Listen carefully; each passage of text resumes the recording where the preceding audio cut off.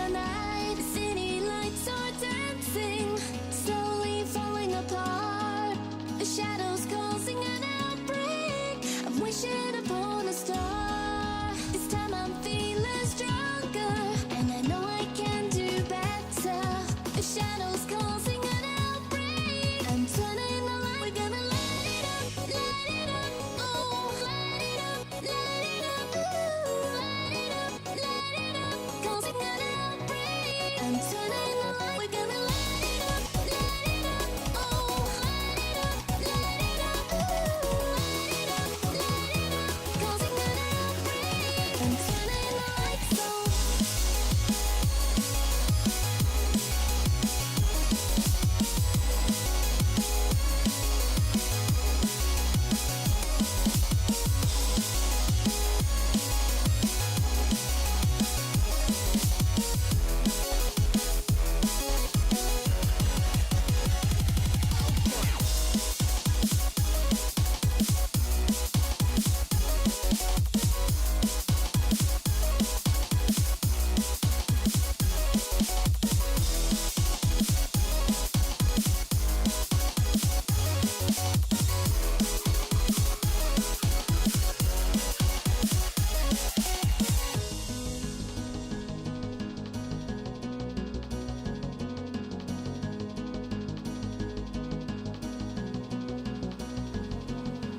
Open your eyes and see the people chanting, slowly falling apart.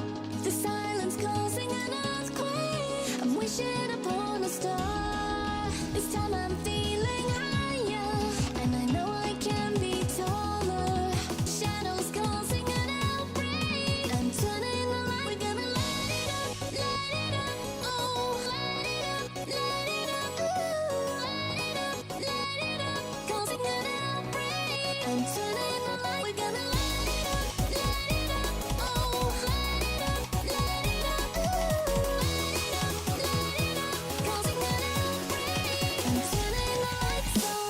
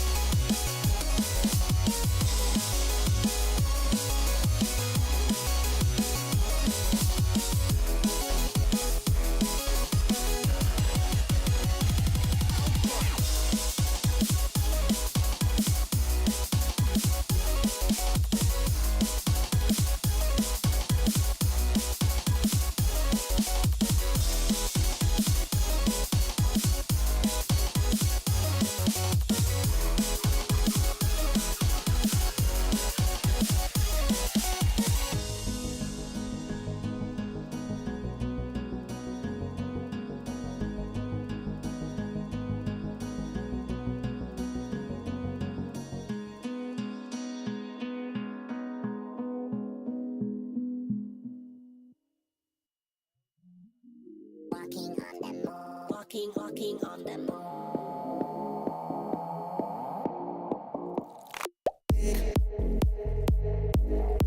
One moment to escape.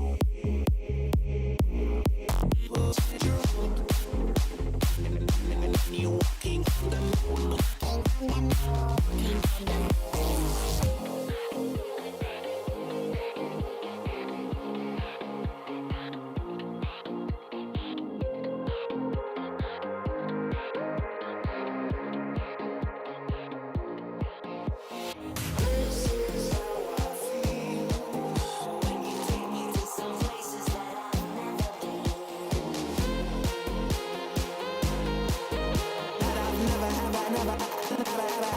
I've never been.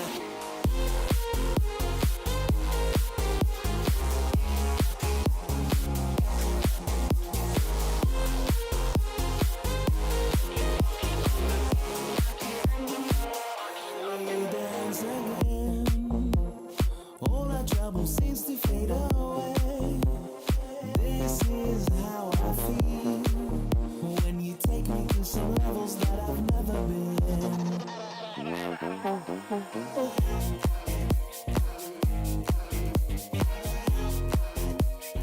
All our trouble seems to fade away.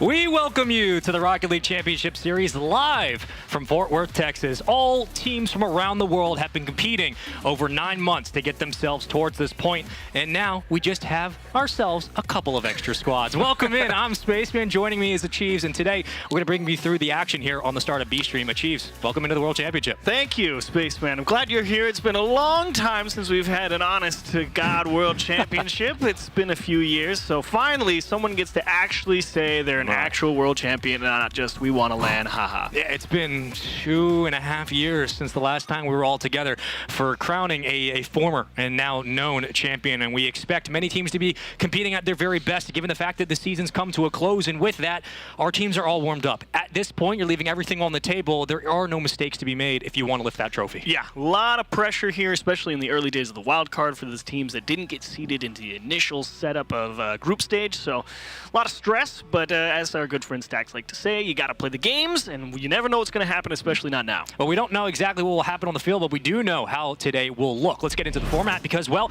we got ourselves some Swiss to get through. For these teams coming in, you start off 0-0 playing teams at that strength, and then you move on. If you lose one game, you play a team that's also 0-1. If you win one, so on and so on. You've seen Swiss before. We've done it before in the RLCS, and we do it again for the wild card. Now, granted, wild card will be different than the main event, but the takeaway is you win 3, you move on, you lose 3, you go home. Yeah, and I actually think Swiss is a really good format for the wild card. Gives some of those teams in lesser-known regions like Sub-Saharan Africa, APAC, and to give them a real chance at trying to go a little bit deeper and give themselves some good international experience. So as you can see, only 8 teams going to qualify. The other 8, unfortunately, that's the end of 21-22 season for you. You have to wait until next time we run it back. So, like I said, I think Swiss is a good opportunity, though, for a lot of different reasons. So, complicated to follow sometimes, but in general, you care about winning 3 and not losing 3. Stacked rosters all throughout this entire wild card, and what I think is most surprising is that for a lot of these squads, this is really a do or die for a lot of teams because, again, we're not going to be sending everybody through to the main event.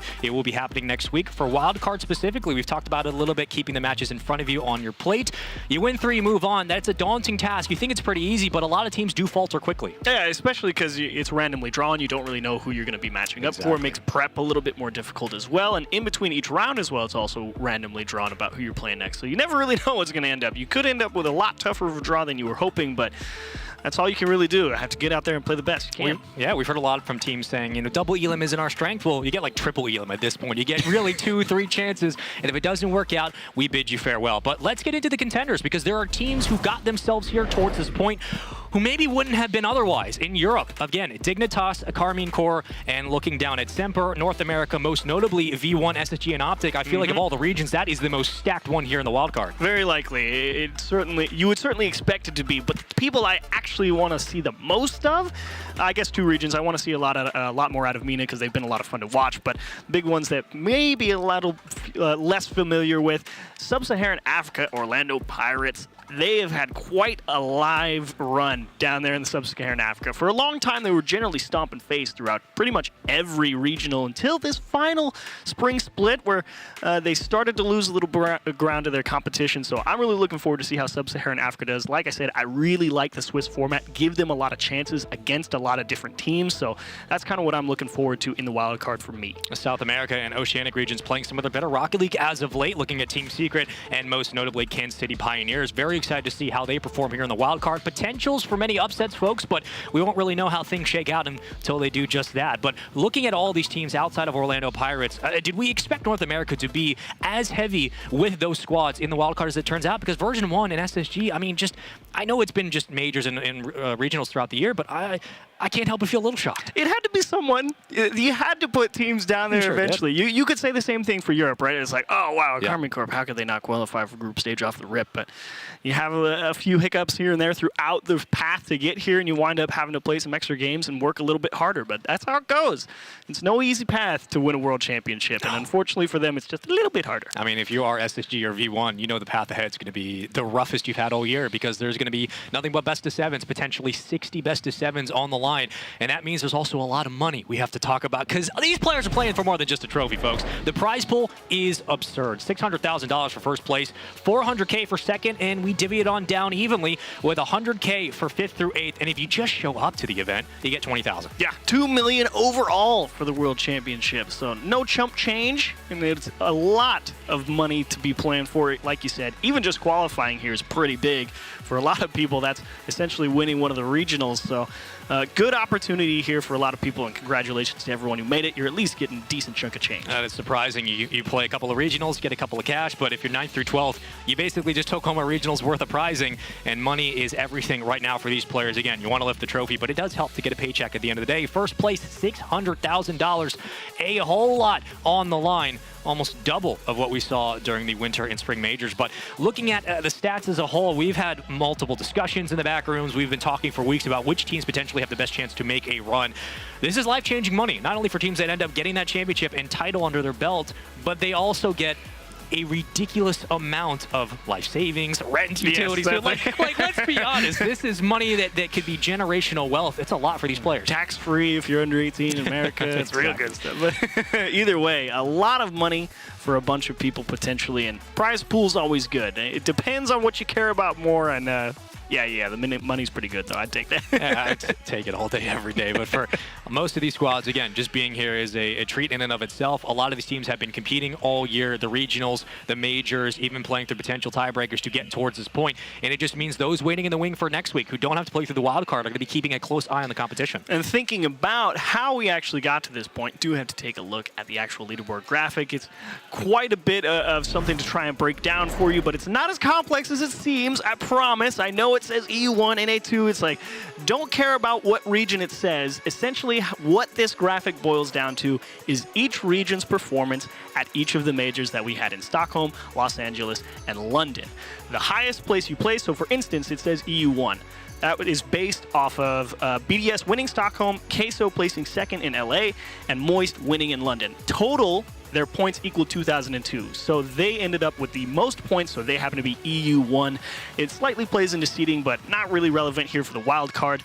Essentially, though, all the top placements for all the regions are boiled down into here. It was used to calculate the amount of spots that they got at the World Championship. You can go ahead and go on down the line. For instance, NA1 in the 2 slot there is based on NRG getting second, G2 getting first, and then V1 getting third in London, and so on and so forth down the list. So bit of a nightmare graphic to try and figure out, but once you realize how it's calculated, it makes a lot more sense. The asterisks obviously representing those that move straight on into the group stage, and then 9 through 16, everybody else, some more people that are going to have to play out here in the wild card. Yeah, it's just a preliminary for those of you watching at home to give you an idea of how we got to this point because, well, Europe has been dominating in the major spots, but North America close on their tails on the other side for 9 through 16th, and A4 all the way down to APAC with only 360 points. Are you surprised at the disparity and the differential between North America's 4th best and APAC? Disparity? I guess it's a lot closer than you may think if you think about it. But at the same time, traditionally North America ending up with more spots at majors probably should give them definitely a little bit of a point edge, but within, what is that, 500? So perhaps, yeah, closer than I may have expected. So definitely something that I hadn't really considered until you actually posed the question to me, and I am a little bit surprised that it's only 500 considering how many more spots NA tends to end up with. I think the beautiful takeaway from this entire graphic overall is, of course, the amount of regions we have represented here at the World Championship. It is so nice to see Rocket League being played on all parts of the globe, but with that, again, we do have a schedule we have to get through because we got matches we got to cover, but before we do get to that point, looking at how that leaderboard did play out, I think it's no surprise if you've watched just from an eyeball test perspective of how Europe has played this year. It seemed that they have continued to improve the meta and refine it, and they've gotten better and better every single major. Yeah, absolutely, and especially when you talk about a team like BDS, who is so hot at the start. There's a lot of ups and downs as well, and teams like Endpoint, who made some roster switches, still able to hover on through the top. And in general, Europe, despite some inter-regional play in some of the regionals looking a little questionable, when it's come to the international stage, absolutely Europe has showed up pretty much every time. Yes, in both instances, it's Queso and Moist, the same team, but ended up getting picked picked up by a sponsor. So you can't help that those three guys are particularly well qualified to be here. But what can you do? You're absolutely right. Europe across the board has been phenomenal when it comes to live play. And they've been phenomenal when it comes to their matchups because we got ourselves a schedule to get through. And that means we have matchups we have to start paying attention to. Optic Gaming versus Senbei Strikers to kick this off on the B stream. Gladiators, Dignitas, V1, Pirates. And we will round out today with Team Secret and Semper Achieves. What are you seeing on this? I like Pirates V1. There's a chance. I mean, obviously you have to favor V1, no doubt, but like I said, Pirates and both Senbei Strikers. I mean, if Optic and V1 come into this one and they're having an off day, would not be surprised. Yes, I think best of 7 should play into the favorites' favor. Having a little bit of extra longevity, a little bit less down to the early start of the series, so that could help Optic and V1, but you can't afford a slow start against anybody in this day one setup here on the B stream. A lot of teams playing with, I guess you could call house money at this point. Nothing to lose and a lot to gain. Yes. If you're Optic Gaming, a big first matchup, but followed up Gladiators Dig. As good as Dig have looked as of late, as more confident as they seem to be, and we had an interview with apparently Jack a couple of weeks ago talking about how they've tried to simplify the game. I expect Dignitas to do well in the wild card, but I would not be surprised if they have a very rough day one. You could, but then again, that's what we talked about earlier with the format, with Swiss formatting. You get 3 losses, so you have time to settle in. Even if you get bounced down early, you're definitely not out of it yet. You have a lot of time to sit there and recover. So Swiss format, like we said, very good opportunity for a lot of teams in the wild card to make a deep run. Yeah, and you're going to have to because this is a gauntlet of a tournament. But it's Senbei Strikers and Optic Gaming. Let's get into the hype chamber because, well, these teams going head-to-head on the pitch, and more importantly, both of them trying to start off 1-0 in our respective Swiss format. Achieves in this instance.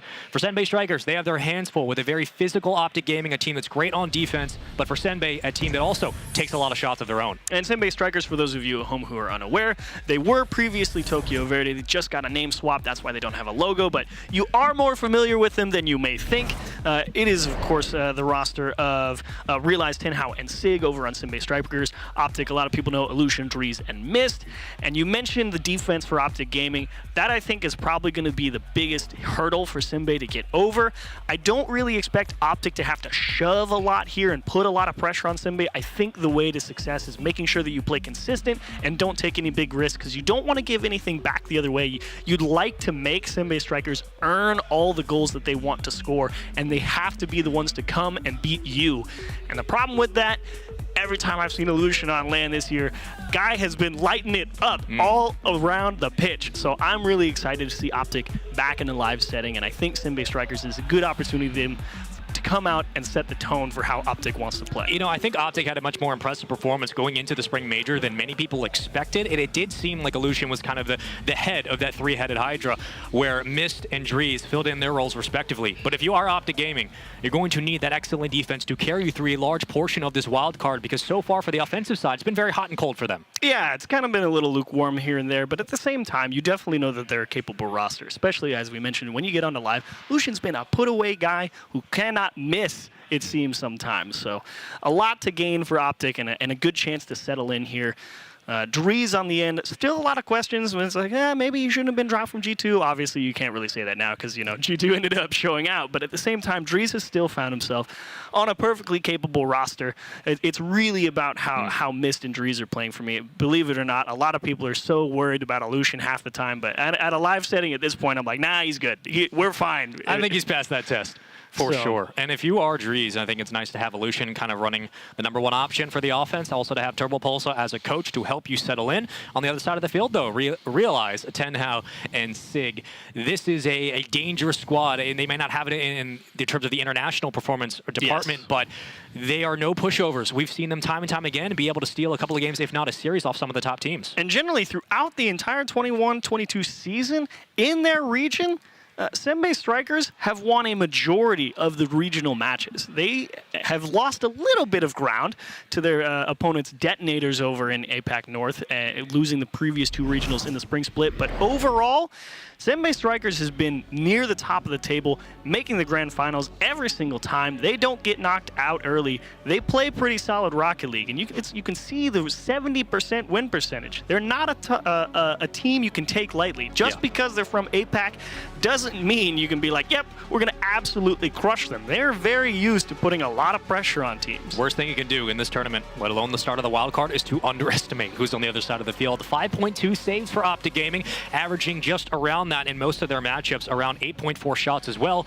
But the goals are very, very different. Around 2, if not 3, for Senbei Strikers and 9 shots. That is a ridiculous high volley. Yeah, very, like we said, very comfortable playing offense. The question is, when you're playing against Optic and a team from North America is more the route I'd like to take, who's used to playing against stronger defenses and really having to work hard, that's really where you want to see the impact of how Optic's defense is going to be controlling the game. That's why I feel like the way to victory for Optic is through consistency and not giving up anything for free, because you really have to test Senbei Strikers. Yes, you're a quality team in your own region and you put a lot of pressure on people, but when you play some of the best teams in the world, can you still find a way to get that pressure back up the other way and keep it there? And that's really what you want to see from Senbei Strikers. Yeah, you're not just going to have to be the normal green wall. You're going to have to also have great counterattacks, which we know Optic is certainly capable of. We've seen Drees do it time and time again. Illusion, again, running point for this offense, but it all has to come together. And with that, we want to know what you guys are thinking. Let's get into the Verizon fan vote, because this one could either be very split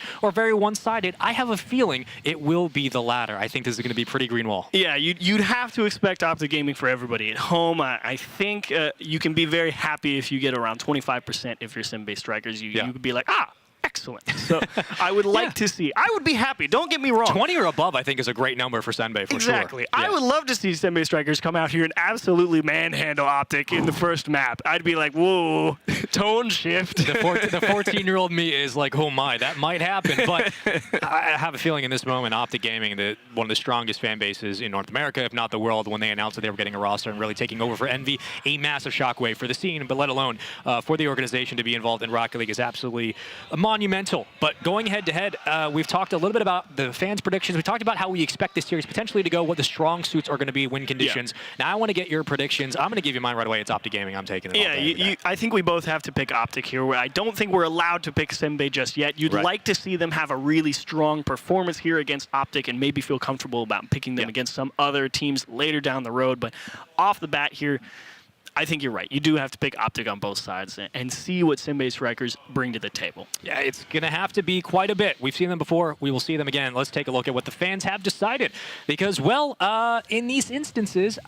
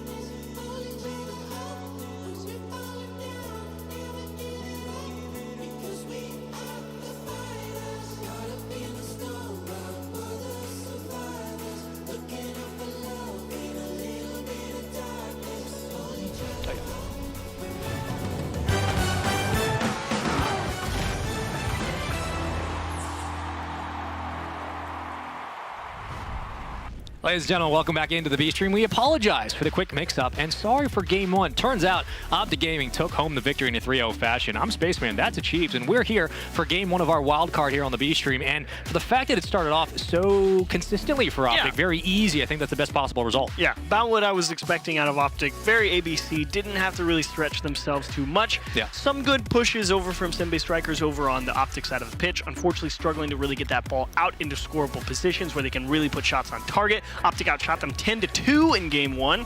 So Senbei really trying to find a way to get more of that offense clicking in the way that they're used to. Yeah, second chance opportunities were not the friends of Senbei. Neither was the midfield pressure. Optic Gaming had that locked up for what seemed like 5 minutes of play. Granted, we got through about 2 and no one had scored until Optic eventually started to walk away with the win. But we are looking for those extra touches because possession time just wasn't really there for Senbei. Yeah, and that's the other big part that North America has gotten really, really good at. Ball control in general, a lot of air dribbles, a lot of forcing people to come and take the ball off you, and Senbei may need a little bit of extra time, despite having some time, of course, to warm up with scrims. Of course, it does, scrims hit a little differently than the actual game.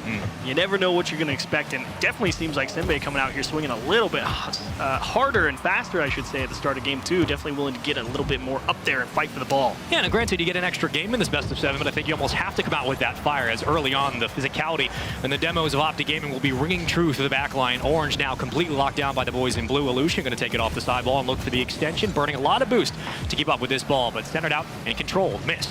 Looking for the carry. He will find it. Quickly denied. Senbei on the defensive end, looking pretty good. And even Optic, they know that they can sense that Senbei's coming out here a little bit faster. They too themselves trying to balance the scales at the start of Game 2, putting a little bit more pressure out of the midfield, seeing if they can maybe get some of those demos, open up a little bit of extra space to work with. That's a big miss by Senbei as Dries got a bit physical and was able to corral some of those defenders out of the zone. Goal now completely open for a chance. A potential follow-up. Second touch will be there for Optic, but now a double commit on the other side of the field. And we looked at that midfield pressure in Game 1. Optic Gaming did a fantastic job of maintaining it. And yet again, we find those rotational players off the island finding more and more touches that just helps this offense continue.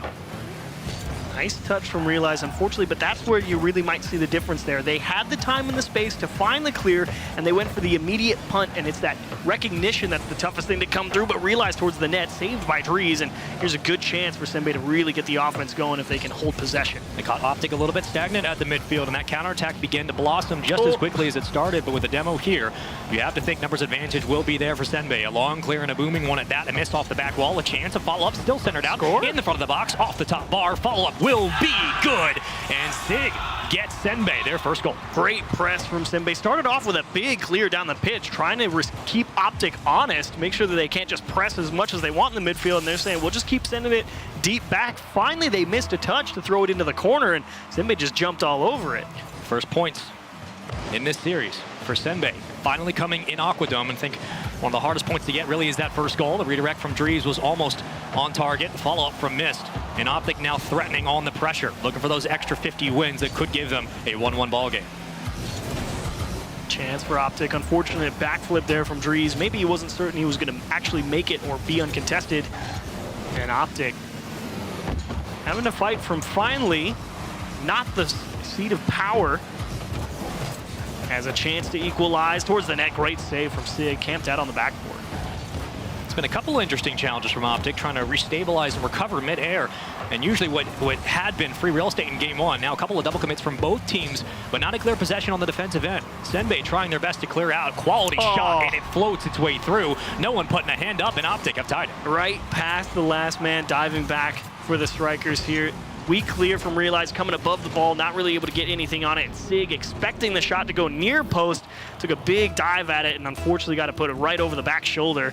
Optic find an equalizer. That's a great shot from the elbow by Optic to capitalize on the man disadvantage again. The zone defense from Senbei had worked somewhat in Game 1, just didn't have the offense to respond with. Another quality attempt there, but clearly denied and quickly dumped back out. Another center has missed, was overextending into the box, and luckily found another possession for Optic. Here comes it right back up the gut, and Illusion will give Optic the lead. And way to storm back if you're Optic Gaming. Sig trying to come across, take that ball away into the corner. Unfortunately, hits it, ends up putting it off his own backboard. and Optic able to capitalize on the mistouch, take a quick lead back the other way. Greenwall goes from the defensive end all the way with 3 men up and capitalizes now a 2-1 ball game with about 2 minutes to play, some odd change on the clock. But possession here on the back pass, potentially more in the cards for Optic Gaming. For Senbei, keys to victory right now, it seemed that the stagnated possessions they had downfield one at a time had worked just to clear space, but not enough to continue the play. And Optic, now you regain control of the game. Do you try and slow down a little bit here? Because this one has been a significantly faster pace here in game 2. Now that you have an actual lead, do you try and bring it back to where game 1 was, where you know you don't really have to do too much? Well, defense has been better from Senbei, but we haven't seen that transition into quality offensive looks as of now. Things could certainly turn around, but it would take a little bit more musto to get there. As off the backboard we will go. And looking for a possession down to the ground, popping it high yet again. Optic more than happy to let this one continue on the trend that it is. Sharply off the backboard, no touch. A couple of misses here from the boys in green, but they will clear it out. It's a good idea, actually, from Sig to let that one go and just trust Tenhao to get control of the ball. They know that they need to find a way to gain possession, and you can't afford misses like that, but you also don't want to be reckless with how you're touching the ball out to the sides and towards the midfield, because if you start not thinking about where you're putting it, you're going to end up putting it right into where Optic's waiting. And Drees playing a little bit more laterally. Great cut into the box. And Drees with a perfect shot. The saucy little salamander gets it done again. It's not a bad idea, Sig trying to drop it down, but when you miss the touch and both your teammates are expecting it, they have to try and adjust in a position where they're just not set up to try and handle anything quickly across the field. They end up losing the challenge. Nobody's there to back it up. And Optic going to take a comfortable lead towards the end of game 2. It was a couple of booming clears for both teams, but Optic eventually did find the space in the infield they had been looking for the start of this game. And in this series, looking primed to go up 2-0 in a best of 7, that does feel almost like series point. There's a lot of weight now for Senbei to try to get this one back. No tactical timeouts in these opening matches. But a chance for a shot and a great punch through. Tenhao shuts up the haters. It's 3-2. Hello, Tenhao giving themselves a chance here. That's another missed touch off the backboard, and this time Mist is just trying to figure out how he's going to find a way to save this, and that's all down to placement from Tenhao. Excellent shot all the way to the back post. Make sure to keep it as far away as possible. It's doable here. Well, they finally got a rebound to land their way, and that second touch certainly helped to open up the opportunity, but only 20 seconds to go here in game number 2. Optic and Senbei going head-to-head. Game 1 was, I guess you consider it a blowout, 3-0, but it was anything but if you looked at just the way the game was played. Very much a casual approach for both teams. 10 seconds now, looking for a goal, but Optic applying the pressure and denying this push. But back out of midfield, there's a redirect. Anyone else to follow? Senbei now pushing numbers up, clear off the backboard. It should be kept up, and it might be, as Tenhao will play it off the sidewall. Optic should just kill this ball if they get possession, and Drees trying to do just that. Will let it fall, still alive into the corner. Way to close it down. Don't overthink it. Just double tap it into the floor. Optic close out 2 in a row now. They're doing a great job here in this series. And Senbei Strikers definitely liked the idea. Came out a lot stronger or a lot faster, forcing Optic to adjust to the pace of play that they wanted to set. I like the idea of trying to take control, even if you don't necessarily have the mechanics or are used to that pace of play. Coming out and forcing Optic to play at their speed in the way that they wanted to approach is a nice idea. I mean, even looking just at the post-game report, a much more structured and simple stat card there for Senbei, and I think that is a good progression through game number 2. Unfortunately, just faltering a little bit, down by 1 goal, but that is credit to the infield play from Optic Gaming. They find that pass, Drees with a great rebound and redirect, and he finds that goal to kind of give them that substantial lead. 3-1's tough to come back from. And they opened it up quite nicely as well, finally finding a way to capitalize on some physicality, getting a little bit more in the face of Senbei, and that's really where the defense started to collapse there for Senbei Strikers. Like, yeah, we're willing to play at this fast, aggressive pace, but when you start having to add in the fact of now we have to make sure we don't get demoed, and that's throwing you into some more awkward positions to try and approach the ball from, starting to make more missed touches, and Optic there to capitalize. I mean, defense works throughout most series, but you also need good offense to calculate that into a potential drive downfield. They've had moments there, but it really came down to the rebounds. When they found them, they found goals. When they didn't, they struggled with just shot percentage overall. Yeah. So if you're Optic Gaming, you're feeling pretty good because you've got the, okay, we played exactly how we wanted in game 2. Yeah. Okay, we got exactly how Senbei wanted to play in game 2, and we still won. So now you're sitting there thinking, cool, we feel like we've got this one pretty unlocked. So going into game 3, Optic, as far as you're concerned, no adjustments to be made. You've seen both sides of the coin so far. Well, 2 games in a row, 2 kickoffs that Optic Gaming have had at least some semblance of a possession, and Illusion sneaks it through for the opening goal. Not fair. Tough one to handle for Simbay Strikers. Dree steals the boost.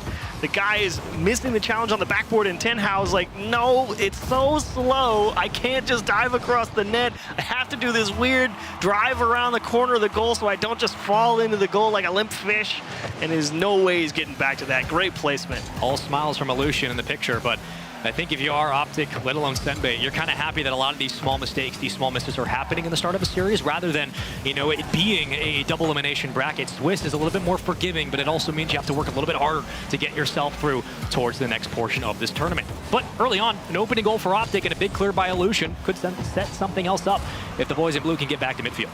And I don't hate the idea of Simbay trying to go back to what initially got them on the board in their first, in game 2, I should say, sorry. They were, what a catch. Oh my gosh, Illusion with a great reaction. Seeing a missed touch from Simbay Strikers on the goal line. Says, hang on, we can actually get that. Try and throw it into this lower corner. Mist is going to come steal it from him, but as far as I'm concerned, Alu scored that goal. Great follow-up from Optic up at midfield, but it's like you were saying, you want to hold that for a moment? Well, yeah. This one does punch his way through. Great catch on the rebound, and we've seen that time and time again from this Optic roster doing a phenomenal job being able to get those extra opportunities. But on the other side now, a couple of bumps. Trying to find that open net, a chance. That one will ring around, and eventually clangs its way off the right post, falls its way in, and cuts the lead down to 1. Nice job from Tenhao. And again, Optic, I'm surprised that they're missing all these touches off the walls and off the backboard. I mean, that's exactly what I was worried about. You can't give them things that you should be handling fairly simply on the defensive side of things, and that's what's keeping Simbay in these games. Mistakes like that. I think the benefit for Optic is they've been outscoring their mistakes. They've been giving themselves 2-3 goal leads, which just helps if you do make those whiffs. And another long clear as Tenhao will try to cut it down to the corner, and now numbers continue to commit. Colliding into one another, ball stuck in traffic, hanging precariously for anyone to grab, and finally it will happen. Another double commit sends it towards the back wall. Both teams looking for that tight possession they have yet to find. And I think if you're Optic, you're happy to play this game of Rocket League. Absolutely. And what I was wanting to see from Simbay potentially is exactly this nice long clear from Realize, force Optic to give up the space in the midfield, see if you can find a way to play that dump and chase strat.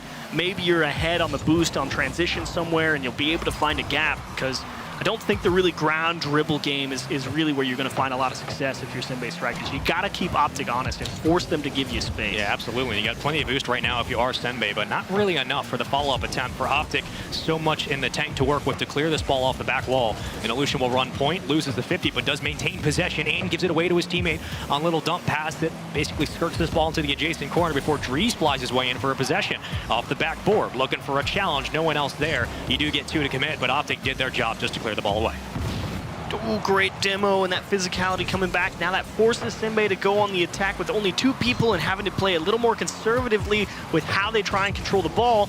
And that means, unfortunately for them, they end up losing possession. Nice touch from Realize, trying to keep possession towards the sides of the pitch, not out in the front of the net. The green wall's been there defensively, but now looking for their 3rd goal of the game. If you are Senbei, you've gotten 3 goals so far in this series. Certainly need a little bit more. Dries looking for the solo extension, won't find it. Quickly taken away. Possession now for Senbei, and a 50 win that could set up a potential swing through the middle, but no one else converting or moving up midfield. These dangerous shots are easily read. Ooh, towards the middle now. Here's where it gets a little squirrely. That's a great takeaway from Mist, understanding how that challenge was going to interact and regain all that position on their own half. So Optic, again, all about game control here. They're letting Dries do what he wants. You can see Optic oftentimes picking 2 back, pulling him on the counterattacks, and just letting it be an ISO ball. Dries can handle that. Exactly, like he can handle the pressure on the backboard. He can get physical. Now it's Illusion's turn. Dries and Mist will stay back until their number is called, but in this moment there is no need to overextend because you've been handling the pressure. Nice dump to the middle. Can you reach it? Another miss from Optic gives Simbay the chance to clear the ball, but here's Mist off the ceiling towards the wall, and unfortunately everybody gonna come up empty, and maybe a transition here. That's towards the goal. Can you get there? Don't even have to. Realize we'll collect it for free. Finally, challenges at the midfield do pay dividends as Realize puts it right on target, and Sigmatic closes the deal. I like when I just smash the ball off the sidewall and it goes off the defender and goes right into their own net. That makes me giggle. That's just silly. You'll take that any day of the week, though, if you're Sim-based strikers, be like, yep, you double committed. You deserve it. Well, those are the kind of goals that if you get an opportunity to take those shots, we saw V1 do it in the last major, you're going to have to do it time and time again. You're not going to get much more of a freebie than that one. And now is the time to take the lead with a minute to go. And possession flips it towards the midfield. Sig is up with it. Off the backboard. A double tap certainly will be good. And Sig gives Sim-Bay the lead. And they're popping off every time they score.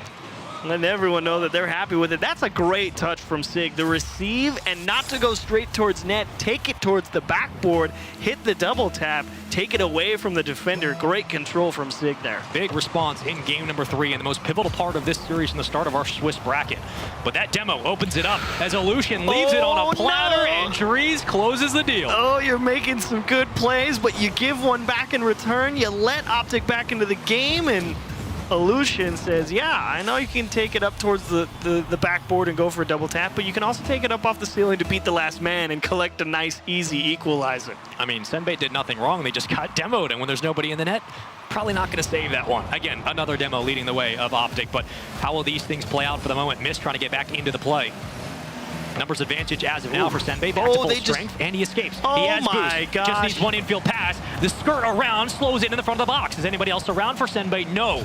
We squeeze it back out to midfield, and the counterattack begins for Optic Gaming. That was one you had to score for your Sim-Bay. I understand that it was heading up the side of the pitch quickly, but the fact that Optic made that massive of a misplay, nobody was back. It was just a matter of, can you pinch it around and have someone be in position, and you don't capitalize on a huge mistake like that? Devastating. A bit of a missed flip there from Illusion. Confusion on the defensive line for Optic. Now a chance to pounce. It's center back out. Is anyone else around to swing into the play? A little bit late, and that might do it.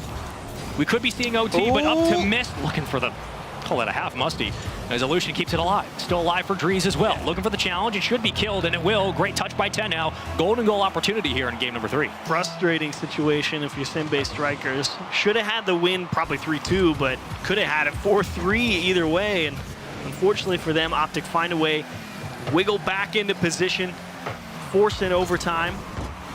Now you got to be very careful here. That's a dangerous shot, cutting it right down on the point of contact. Optic applying the pressure and a big demo that can open up the back line. It certainly does. The net is open, and Optic have game 3. Oh, that's tough. That one stings if you are Sim-based strikers. You played a good game. You finally found a way through, but missed. So aggressive up there in the front, trying to make things happen the way he wants them to. And he will deliver the OT winner. That puts Optic up 3 games in the series. And Illusion's having a little chuckle. He's like, yeah, bro. This game's so easy. All vibes, all smiles from Optic Gaming, but I think the big takeaway is, though it isn't a crushing defeat in game number 3, it's a frustrating one because it's still only the first series, but you have to feel like Sim-Bay, from their perspective, they had that game under control. They had an opportunity to put it away multiple times, and they just couldn't do it. It was all the way, as far as I'm concerned, that one was theirs for the taking. This one should probably be 2-1 as far as I'm concerned. Unfortunately for them, though, they just slightly misplay it, and that one comes back to haunt them, and now you're in a deep hole in the best of 7, and it's a long way back from here. And Optic have found the way back from the pace. Now they found their way back from a goal deficit. They found their way to and just forged ahead in the first game where they just didn't give away hardly anything. And you're thinking, boy, I mean, Optic kind of tried to hand us that game 3 and we couldn't take it. So this is a lot to handle if you're Sim-based strikers here. I think the positive takeaway at this point, you're down 3-0. We had a quick discussion before the series kicked off. What do you do in that situation? I think the best silver lining is not only were the touches more of an equilibrium in that game, more possessions there for Sim-Bay, but also more saves. Granted, they lost the game, but their defense is stepping up when it needs to. It's just been the other side of the coin. The offense has been struggling. Yes, and the way it's got there has been some good ideas. Again, I like the long, clear opportunity. You have to force Optic to give you space to work with, and it's really about how you capitalize and execute on that space, and that's really where Optic Gaming in general, that defensive stability, again, to walk back to from the start of the series, has generally always been pretty consistent for them. You're going to need that consistency here in the Coliseum. It's a great kickoff win, but Sim-Bay looking to rally that into more positive movement downfield. A couple of misses early, but nothing too dangerous, as we'll redirect it towards the back wall. And if you're Optic, you know, they've played in cruise control. They've played with their backs against the wall in this series. It seems that nothing that Sim-Bay throws at them they can't handle. I don't think they're going to be straying from their game plan here in Game 4. No reason to. You've got 3 game wins. Don't have to do anything different. And changing things for the sake of changing them is how you're going to breed inconsistency and how you approach the game. So right now, it's all on Senbei to find something that's going to work. Well, a couple of double commits from both teams, but it's been in free space where not a lot of punishment can be made, so Senbei more than happy to give away that midfield line for the moment. And finally, we'll send up Tenhao. Can he maintain possession? Well, he gets a win and leaves it up to his teammate. Great shot. It sneaks its way around, and Realize gives them the lead. Big smash from Realize out of the side. This is good positioning and just takes a very favorable hop on that challenge. I mean, that's just being positioned well and giving yourself the best chance to find success. And Realize did just that. Wasn't anything complicated, just playing support for his teammate. He's in the right place at the right time, makes the perfect shot on target. Can't do anything about it. All three members of Optic were totaled up on the goal line. That shot had to be as accurate as it was. Great pinch off the ground. We've seen more and more teams look for those bounce passes to find those second chance opportunities. As Therese is still fighting for his life through the back wall. Eventually that ball will escape and will be left up to miss his own devices before he gets cleared off the play. Around one, a bump through, and almost sneaks it around, but Optic denying it potentially. Another 50 comes in. Optic not letting anything sneak through. Everybody on Optic here real strapped for boost. Dries very happy to collect 100 in his own corner and try and buy a little extra time, but Senbei Strikers unwilling to concede any space, and they're forcing Optic to just dump this one away so they even have the time to move up the pitch and try and find some boost to work with. Lucian playing for that back corner boost on the opposite side of the field, trying to take resources away from Senbei. Off target on the shot, but still a shot nonetheless. Alive from Tenhao off the back wall. Cleared away. The defensive Optic denying a lot of these pushes. Oh, he's going to chip it. Okay, I like the idea. He just didn't have the support. I think the chip up to the backboard is smart because it's going to beat all the defenders. It just fell apart because no one's actually there to jump up there and try and follow through. As missed here, it'll be blocked out. And Senbei still finding a way to hold on to this one-goal lead. Reminiscent of game one, but more chances now for Senbei. They put more and more together on the board, and the state certainly seems to be swinging towards their favor of all the time to do it in this best of 7. It is now. Backs against the wall. Series point now for Optic Gaming, up 1-0. As Optic look for the response. A great challenge in midfield. We'll cut this one down on the offensive side of the ball. Missed, can't find the touch. And these chippy challenges from Senbei have kept Optic up in the air, burning boost. It's been a good way to make sure. Oh, but the net's wide open. Oh, Tenhao, I don't even think he knew that this one was coming. We'll have to take a look. So off the corner. Yeah, he's not even thinking about driving back to net. He's just like, yeah, I'll find a way to figure it out. And then you kind of hear somebody jump behind you, and that's when you go, oh no, we've made a terrible miscalculation here. We have made a terrible mistake as Optic cuts into the lane. And they get themselves an equalizer. It's one of those goals that sneaks through where you kind of just shaking your heads like, did that just really happen? Did we just let that up? It's so frustrating for sure.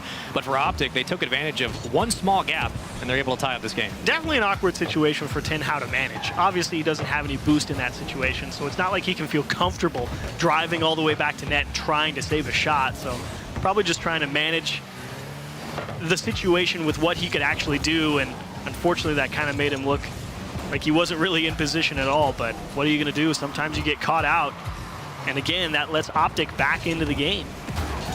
Well, the Green Wall looking to start off the World Championship run on a 4-0 sweep, which would be an impressive way to do it. Granted, the matchup might not be favoring Senbei in this spot, but a team who are capable nonetheless. We've seen them do it in their own region. We've seen them do it a couple of times internationally. Still looking for that big key win, that big moment where they kind of solidify the proof of concept for this squad. So far, struggling against Optic, but a 1-1 ball game and plenty of time for them to grab the lead.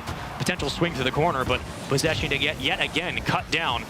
And now it seems that the Optic defense has had a nice response to clear out some of that pressure. I believe another overtime here. Senbei Strikers consistently feeling pretty confident, trying to send 2 forward and willing to play the 1 deep back. And while that's put them in some tight positions, it has resulted in more offensive pressure for them overall throughout the course of the series. So wouldn't expect them to try and go for something different and allow more space. His miss definitely had everybody beat to that ball, but nobody making contact, and 30 seconds left in regulation. Might have ran out of boost. Both teams a little bit low for the moment. Counterattack begins to open up as Mist will try to take point and gets it around 1 off the backboard. Therese to the center. Still live for Optic, but not very threatening at the moment. We've seen that before where Senbei have been able to find a moving clear, but they missed it again, and it's given right back to Optic. Another chance for a challenge. It will be there. Enough numbers around? No. Can Senbei find the clear with 5 seconds to go? Ball still alive on the orange side of the field. Dries following in. Great touch, backboard, Optic, alive, still up for anyone's the ball. ball. A touch, a chance, it's good from Illusion. And Optic take the series 4-0. Oh, they get a huge bump here on the net. Look at Ten Hao gets clipped on the way up, doesn't have a clean approach on the ball, and who's there to drive it home? The old faithful Illusion. Optic gonna take this one in 4 with 0 seconds on the clock. Generally across the board, calm, cool, collected, willing to take anything Sinbei Strikers threw at him, and that's exactly what I wanted to see out of them. Don't overthink it.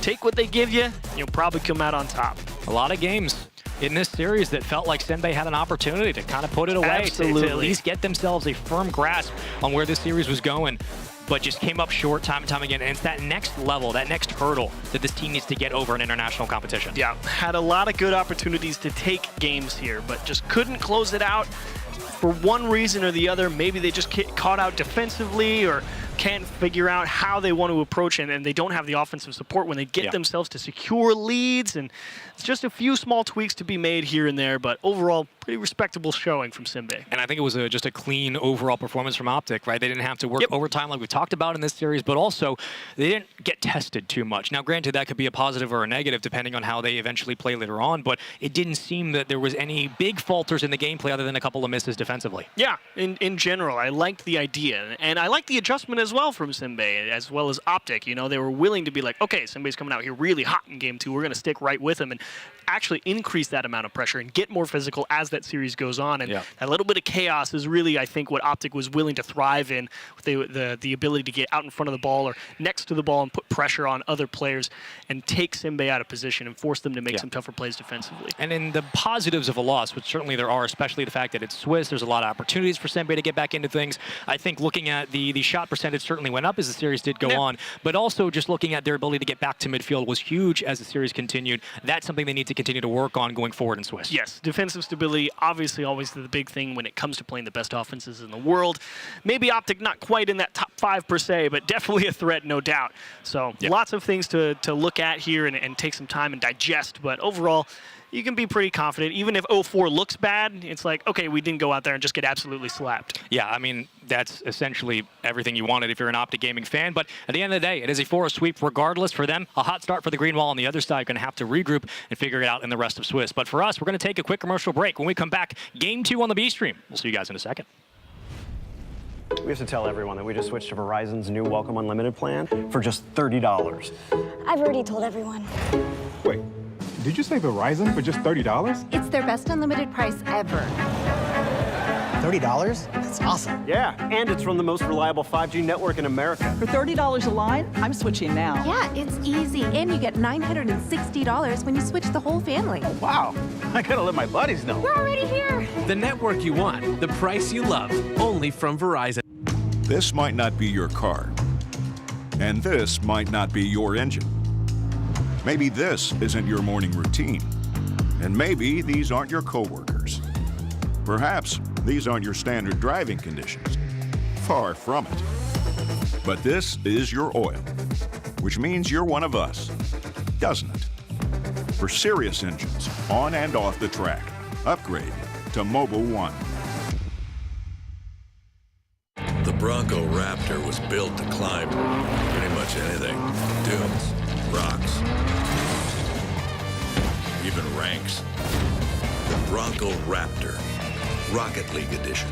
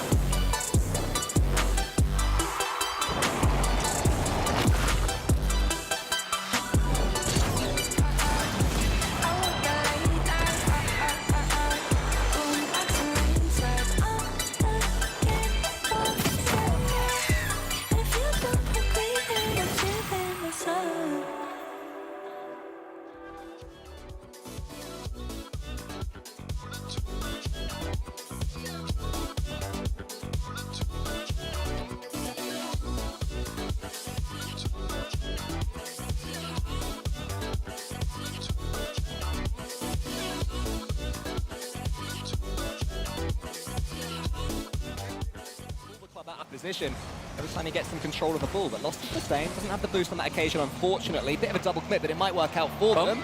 Arsenal is there up against Lost, and Arsenal wins out on that occasion, but only for now. Daniel, though, should be able to slow this one down in defense. Good defending from Space Station in the end, but more pressure from the club. It was a good chance for Lost as well to go for a bump, but instead, not having that ambition, not having that idea to go for it, goes for the block instead.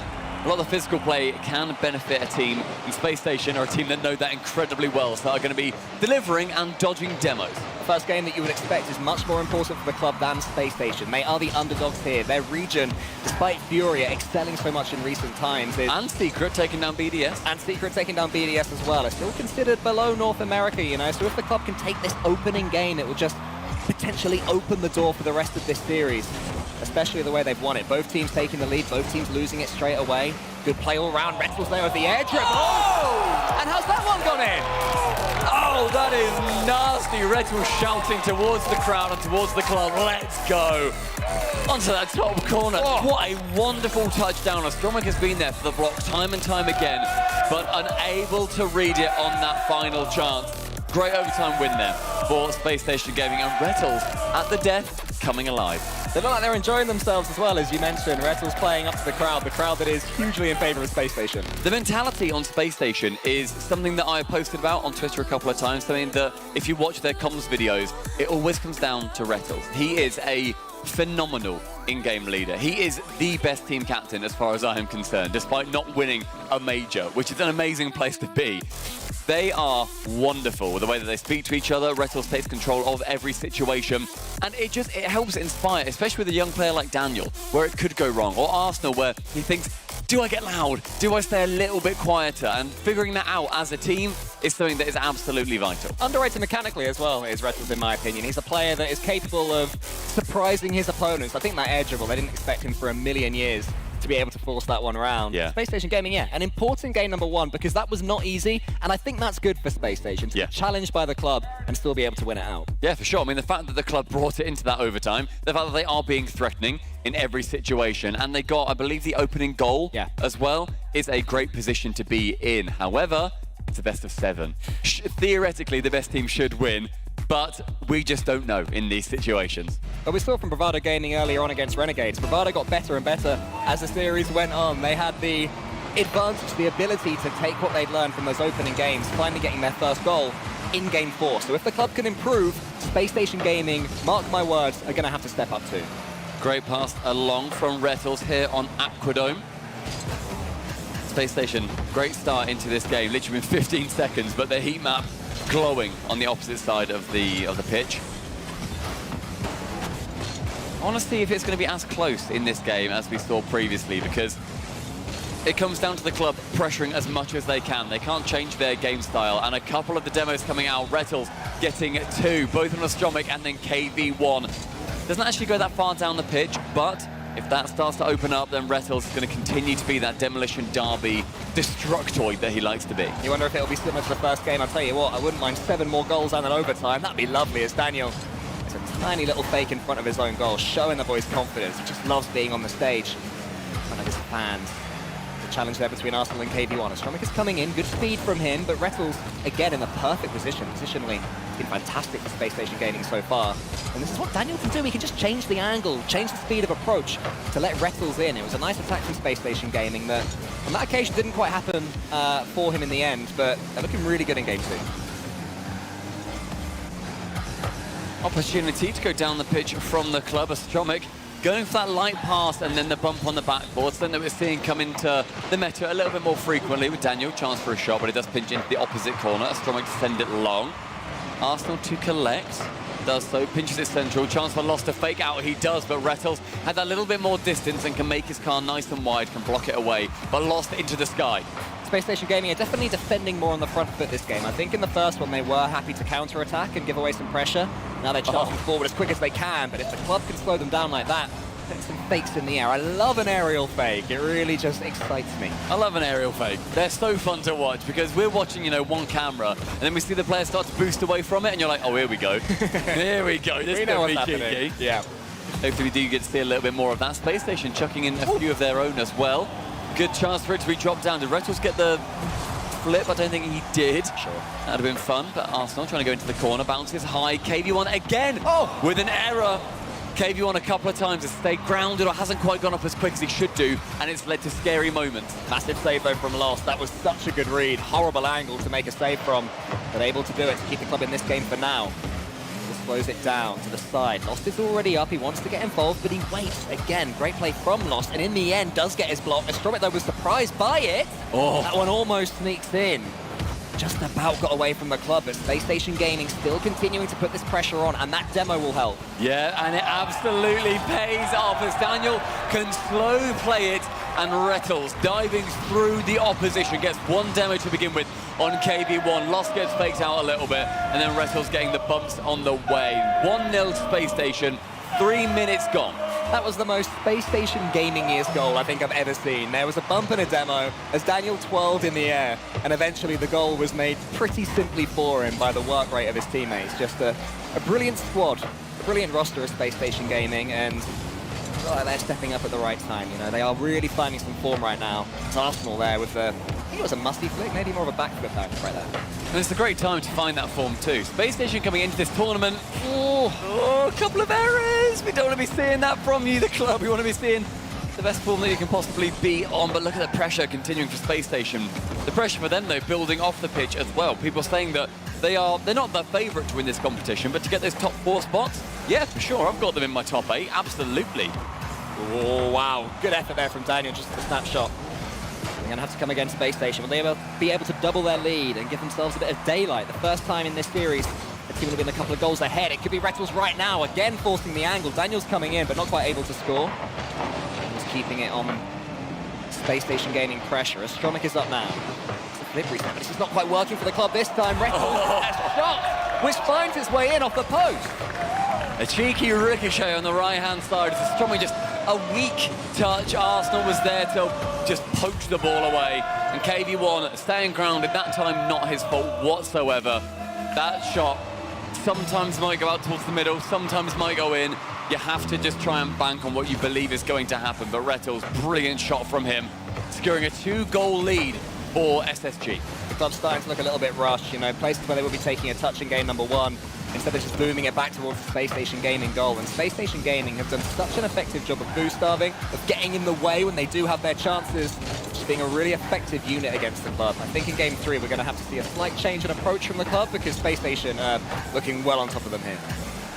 Chance to work out from their backside though. Astromec flipping central. We wanted to get a touch on that. The fake coming in and Lost manages to punt the ball into the back of the orange side net. Arsenal faking out that touch, and it just leaves the entire Space Station defense a little bit bedraggled.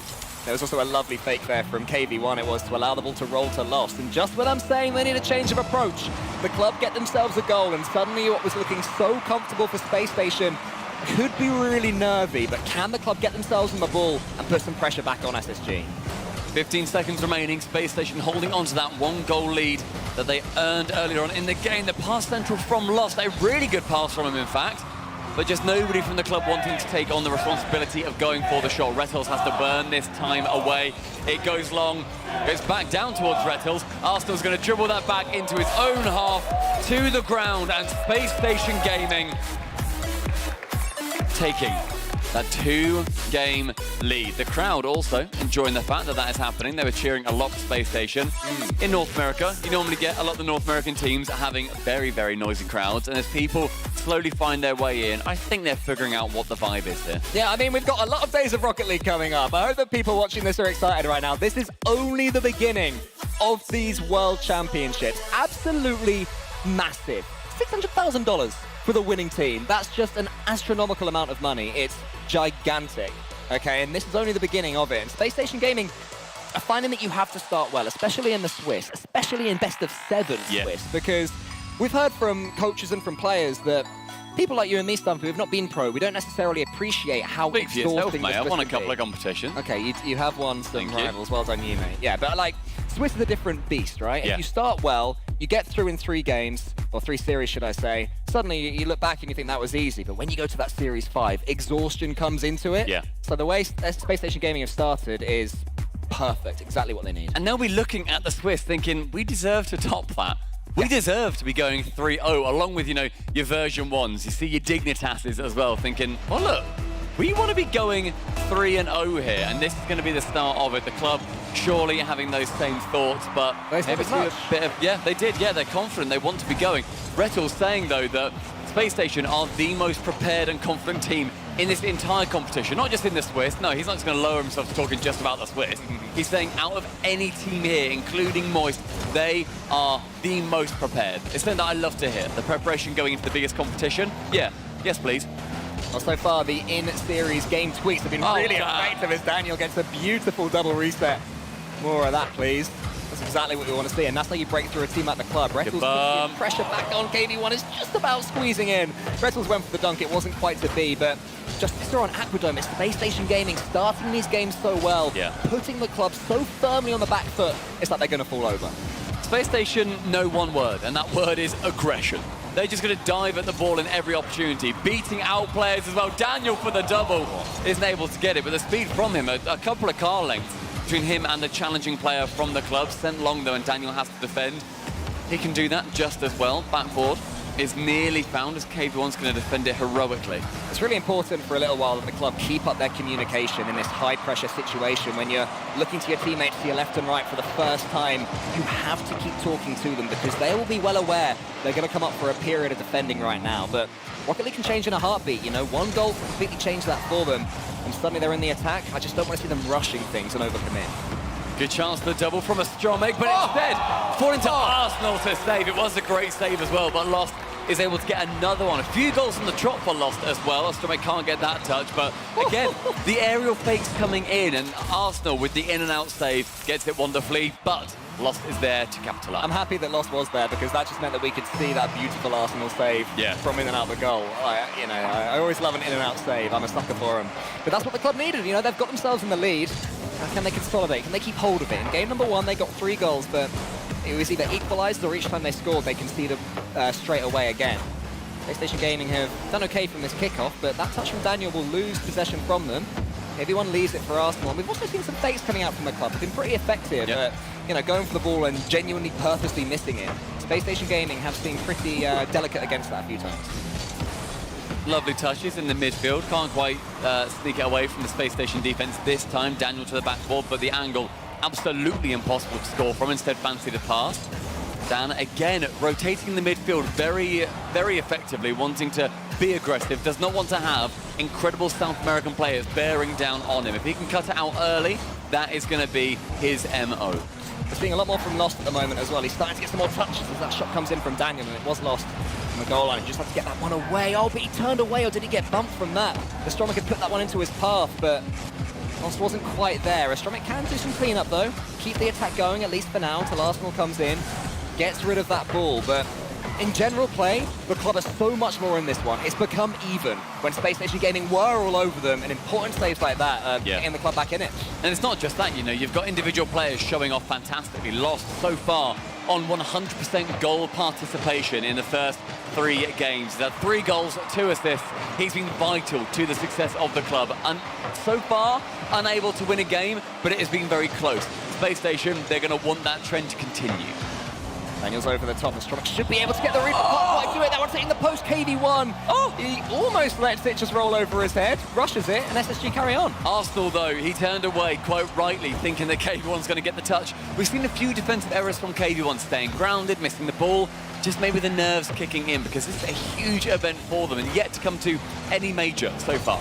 KV1, a player that just wants the ball. He wants it under his control, but it happens so much less in 3v3. So he needs to take those moments when they come and just be aware he'll be called into action at any point. There's more pressure right now from SSG. Arsenal, a touch towards Daniel. Daniel shoots. KV1 makes up for any earlier scary moments earlier with that save. He does go alongside Astromec, however. The double commit is scary. Does not lead to a goal. They've been able to recover. The boost is fine again. Astromec delivering a demo towards Rettles. And the pre-jump from Lost getting out the way. Arsenal on the backboard, touching down wonderfully. KV1 clearing it again. Lost. He is speeding up. That engine is revving. Yeah, Lost is basically playing from left to right, just sweeping anything that comes about 10 feet in front of the club goals. Space Station Gaming suddenly have to rush things. Rettles being tracked by Astromec, but he gets away. Can't quite get it on target, though. Daniel's flying in into the corner. Lost was there again. That man has had so many touches of the ball. almost impossible to go against. Retals goes underneath KV1, and Astromik is there. They're supporting each other so well. Again, lost with the save. Daniel going for these shots time and time again, unable to get a goal just yet, but Retals again having another one come off. Very low on boost as Space Station needs to retreat. KV1 the chance to go for a dribble. Lost, able to shoot, does end up finding it onto that back wall. Final 10 seconds will be counted down within our wildcard arena into the back corner. Lost, clearing it away, and the club seconds from securing their first game on land. KV1 to send long, Daniel to the backboard. KV1, who else to drop it to the floor? The club win a game versus SSG. We had a sweep earlier, but it's not going to happen in this one. If SSG are to win this first series, they're going to have to do it the long way round because the club are here to play. KV1, yeah, he did have a bit of a struggle at the start, but I think he stepped up so much in the last maybe 25% of that game, and hopefully he'll take that going forward. But I mean, talk to me about Lost, because he was everywhere. I mean, yeah, he has been all over the pitch. He's wanted to, as you said, in the game, he's been sweeping left to right. He ended up pre-jumping towards the end. He looks like...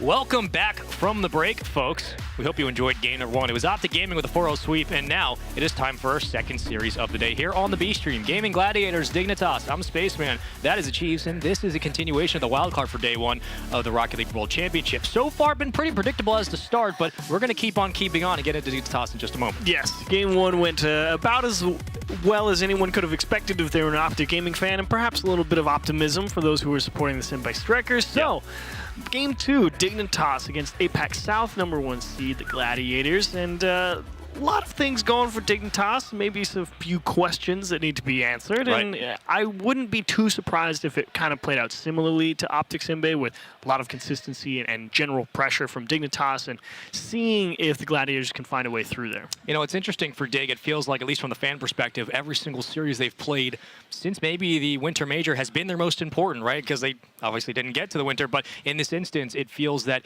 it is so vital for this squad to come out with a strong performance today. And as we get into our head-to-head for Dignitas, this is a big test for this squad, for the validity of this trio. Will they stick together after the season? I think it comes down to a lot in part of what they do here. Yes, I definitely agree with that. If you don't perform well here at the World Championship, maybe you start to question what you want to do in the offseason, but the Gladiators, Maxiu, Abs Crazy, LCT, and of course against Appjack, Jorius, and Scrub Killa. Well, what can't be said about Appjack, Jorius, and Scrub Killa other than mechanics, mechanics, mechanics, mechanics, mechanics, and more mechanics. Lots of pressure, and it's all about how that defense of the Gladiators can handle that, because it's tough. It's no easy task. And it's very much felt like, from Dignitas' perspective, we talked in an interview with Appjack about a month ago, I want to say, and he stressed the point that they understand they're a very mechanical team. They understand they can win on that alone, but they've been looking to simplify the game. They've been looking to keep it more grounded, utilize the team plays more, and as simple as it sounds, sometimes it is about vocalizing the frustration and realizing there's improvements to be made. And with that, it seems, whether through scrims or opposite tournaments, they've been looking a little bit more comfortable as a trio. Yeah, and that's a good thing, because you definitely don't want to be coming into the World Championship being like, we don't really know how we want to play, what we want to do. We just, nothing we're trying is working. You'd hate to come into a tournament like this and just not have any idea what you like to do. So I like the idea of stripping it down to basics. Don't overthink it. Just get the ball to each other and see what you can do. And over on the Gladiator side of things, like we said, top seed out of APAC South, whereas Senpei was top seed out of APAC North. So a lot of opportunity here for them. Again, we've seen the Gladiators at a couple of the majors. I believe we had them at London, if memory serves. So unfortunately had a fairly early exit for there, but good to see more international opportunities for them. Unfortunately, you kind of run into a, you know, if not a green wall, a yellow and black one here. Yeah, you run into the mechanics of Scrub Killa and Jorius, but the IGL of apparently Jack, who has been basically phenomenal the entirety of this split, the entirety of the entire year. As you can see, the names are a bit flipped around. That's Jorius on the far left, Jack. Scrub in the middle, and apparently Jack now on your screen. But looking at what Gaming Gladiators can do in this matchup, because they are going against a team that individually can burn them on any side of the field, they're going to have to be able to meet that mechanics. Maybe it is as simple as that. What are you seeing from them on our comparisons that's going to give them an edge? Well, in terms of comparison, again, it's kind of interesting because it's based largely on regional statistics. Sure. Not so much in terms of international, but they do generally pretty similar. The biggest advantage you can probably lean over on Dignitas' side is how aggressive they are. 4.1 demos per game, which to me sounds kind of bonkers. I mean, there's not many teams that generally go above 2.5, maybe 3 or so. So 4.1 sounds like a lot to me in terms of what Dignitas are bringing in terms of aggression. So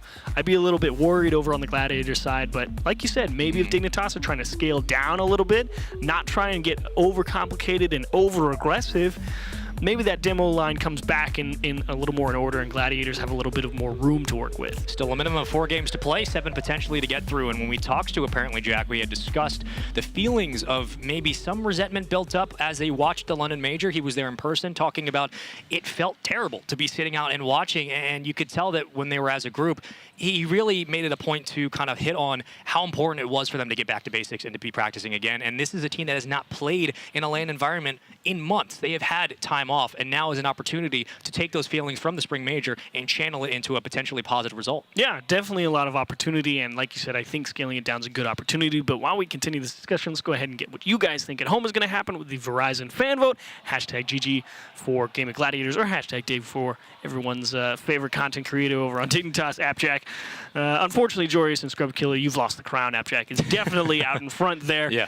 But I like the idea of taking some situation that you're dissatisfied with and using that as motivation. Many great competitors throughout esports, traditional sports, doesn't really matter, tend to take sitting on the sideline very personally, and it's good to see that AppJack is well aware of how that feels. It's like, guys, there's a way to do this, and some of the greats have done it this way and stripping it down and going back to basics. So I like that idea. Yeah, I mean, it's got to be frustrating for sure, but in those moments, you would want the IGL and apparently Jack to be that person kind of leading the charge for this team. But when it comes to our predictions, we were pretty one-sided last time. I have a feeling it might be similar here. Yes, correct. Are you thinking Dignitas? I think I'm going to pick Dignitas. Yeah. I would hate to say. I'm curious, though, because the 4-0 in the previous series, a lot closer than it could have been. It definitely could have been. I certainly still think it would have went Optics' way, but I would have believed 4-1, would have believed 4-2. There was definitely some opportunities there for Sim-Bay Strikers to come away with a win. I wouldn't be surprised to see the same opportunities here for Gladiators. You know, it's certainly an opportunity for Gladiators to obviously cause an upset. We're only in the first couple of matches of Swiss, but if you're going to jump on Dig, a lot of people say with NRG, if you're going to jump on them, do it on Thursdays and Fridays. If you're going to do it to Dignitas, first match of the series, first match of the day, really. No bit of time. At the tournament. Now is the time to do it. Give them an 0-1 start going into the lower round of Swiss. And generally, I do tend to think that people from these smaller regions, or not the smaller regions, newer regions is the better way to phrase that. As we look at your guys' results here, I think they tend to take this one pretty 100% speed all the time because they know that they don't get this opportunity very often. 14% for the Gladiators. Yes, everyone knows that mechanics tend to win a lot of games. That's why you get 86% for Dignitas. But I do tend to think that people from the newer regions in RLCS do come out here and really try and go 100% every single series they play because, like they said, this is something that doesn't get to happen too often, and they know that if you want to make big moves, you got to be on from start to finish. One of the most storied organizations in Rocket League history, Dignitas clearly having a favorite in the polls from the fans' perspective. It was interesting. Optic was a little bit more... It was one-sided still, but a little bit more even, at least just number-wise. This one, though, completely one-sided above 80%. But still, that gives us an opportunity to, again, talk about the results of both these rosters, because for Dignitas, it has been a lot of if and when and but.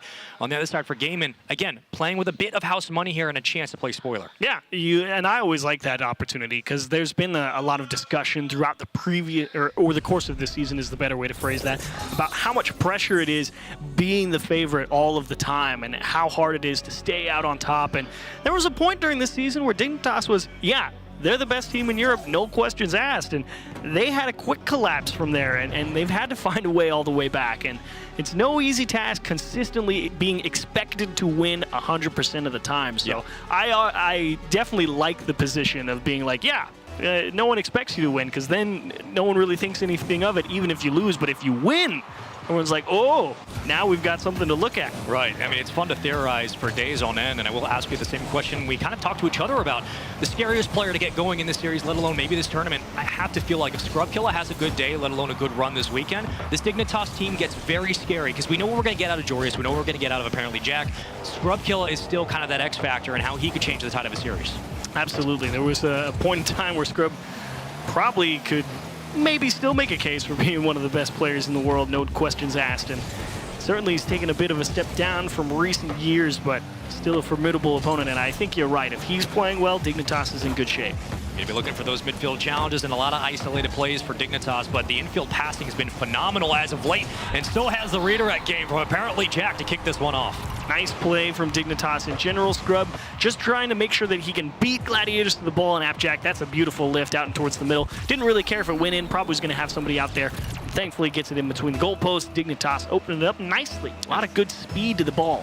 It's those small extra touches if you're gaming Gladiators you can't afford to give away for free. You're going to have to at least put a hand up and contest some of those challenges early on, as Jorius will find his way downfield and a potential chance for an open net. It's very easy for Scrub Killer to make it 2-0. Number 2 for Dignitas in short order as well, and they're all over the Gladiators defense. Everybody expecting Jorius to go for a touch there, try and push it around the corner. He just lets it bounce off the wall, and everyone on Gladiators behind the initial challenge thinking, wait, I can't fix that. I wasn't ready for that. It is over my head, and I have no boost. You do the math. It's not going to look good, but if anything, you're happy those first 2 goals happened in the first minute 30 or so. Plenty of time to get back into this one, but for Dig, a very strong start and a very clean one as well. We talk about it all the time, but for a lot of these teams, it's about playing your cleanest and most mistake-free Rocket League. That's your best chance of making a long run.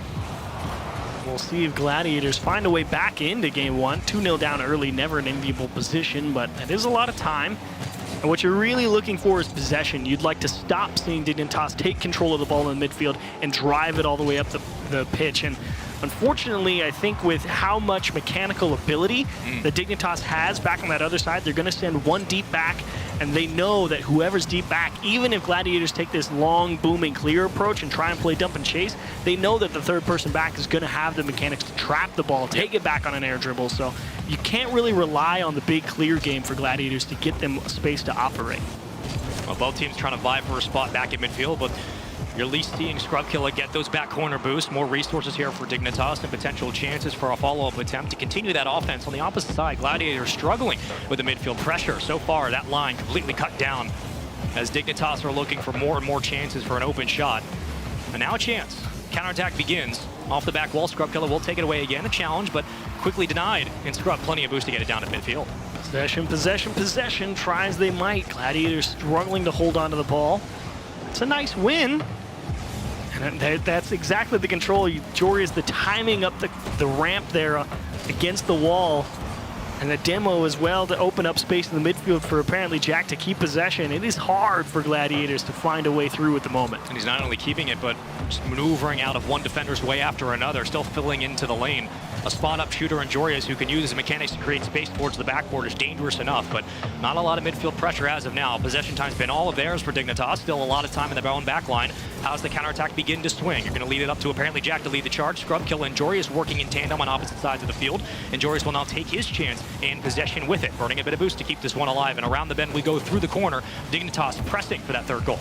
They're very content to let that ball just bounce around in the sidewall. They know they don't have to score anything.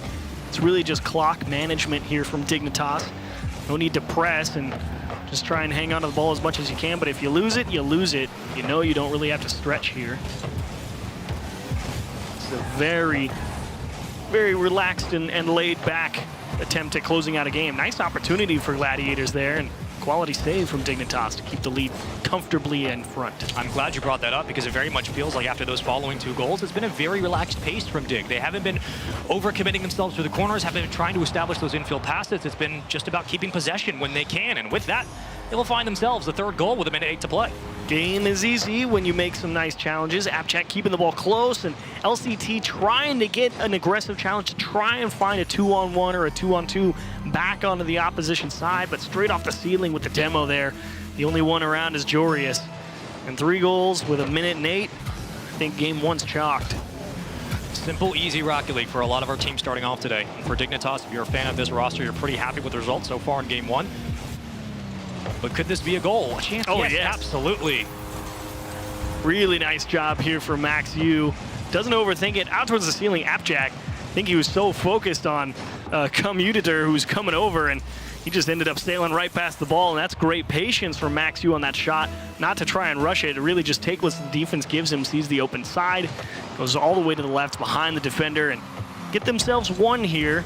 Probably not going to amount to much, but you'll take what you can get. And you got Jorius to bite on the center of the box, which eventually helped out with the opportunity lower right post. Clear lanes to the left, and it worked out for a goal, 3-1. A lot of time still to play through. Could they find themselves a second? If so, it's a brand new game. But in game one, Dignitas, confident as ever. Clear will be back out from apparently Jack, and he'll continue on. Oh, that might be in. And that should be Jack closing the deal, 4-1.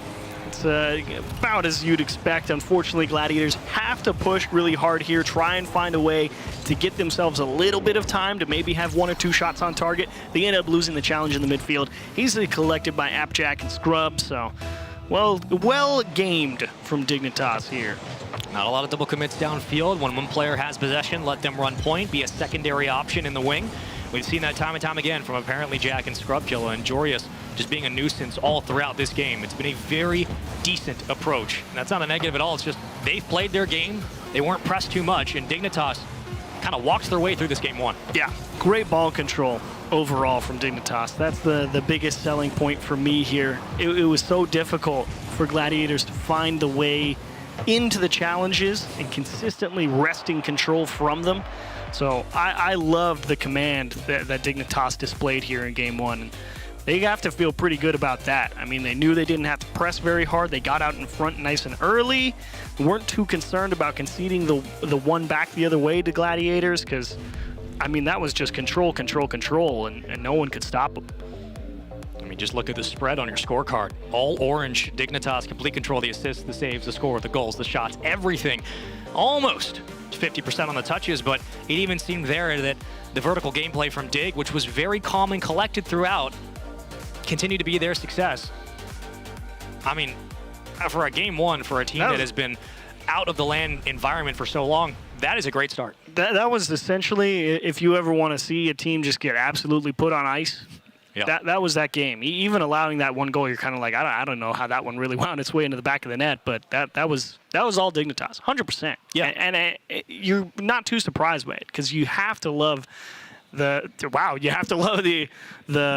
ability to laugh that one off, I suppose, here from Gladiators. I certainly wouldn't be very happy about how that game one played out. Really didn't get a lot done there, and I would be a little bit worried. So to see them be in such fine spirits, it would seem, I think that's a good thing as far as I'm concerned. Yeah, absolutely. I mean, in these instances, granted, it's only game one in a best of 7. It's a long journey ahead, but you are going against Dignitas, and I think you have to keep at least some semblance of the vibes high, right? Because Dig can get ahead of you, they can get in your head very quickly, and knowing that you're dealing with these 3 players in front, it's going to be a tall task for any team in any region. For Gladiators, an impressive squad nonetheless. We've seen them make miracle runs in opposite tournaments before. Now is a chance to figure it out in game 2 and potentially tie this series up. And really what it's going to come down to, I think, if Gladiators want to win this game, have to find a way to increase that pace, take a page out of Sam's book, and really just send somebody diving at almost everything, because you can't allow Dignitas to just slow the pace of the game down, bring the ball down, earn more possession, and let those mechanics come up on you on offense. So that's what I would like to see from Gladiators, really try and force them to do something. Almost have to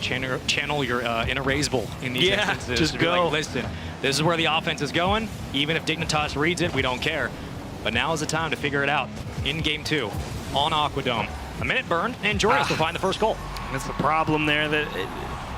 I'm not really too sure how you can fix this one from Gladiators. It's a little side touch. It's not a bad idea, but when you have 2 people committing for the ball and they just don't make contact on a decent enough challenge, it's just being out of position and overextending yourselves, and Dignitas all too happy to jump on it. Well, when they both crossed into the midfield, that's a lack of communication. And sometimes that does bite you in the back. Another kind of freebie goal that Dignitas capitalized on. For Gladiators, those are the small mistakes you can't afford to make against a team like Dig.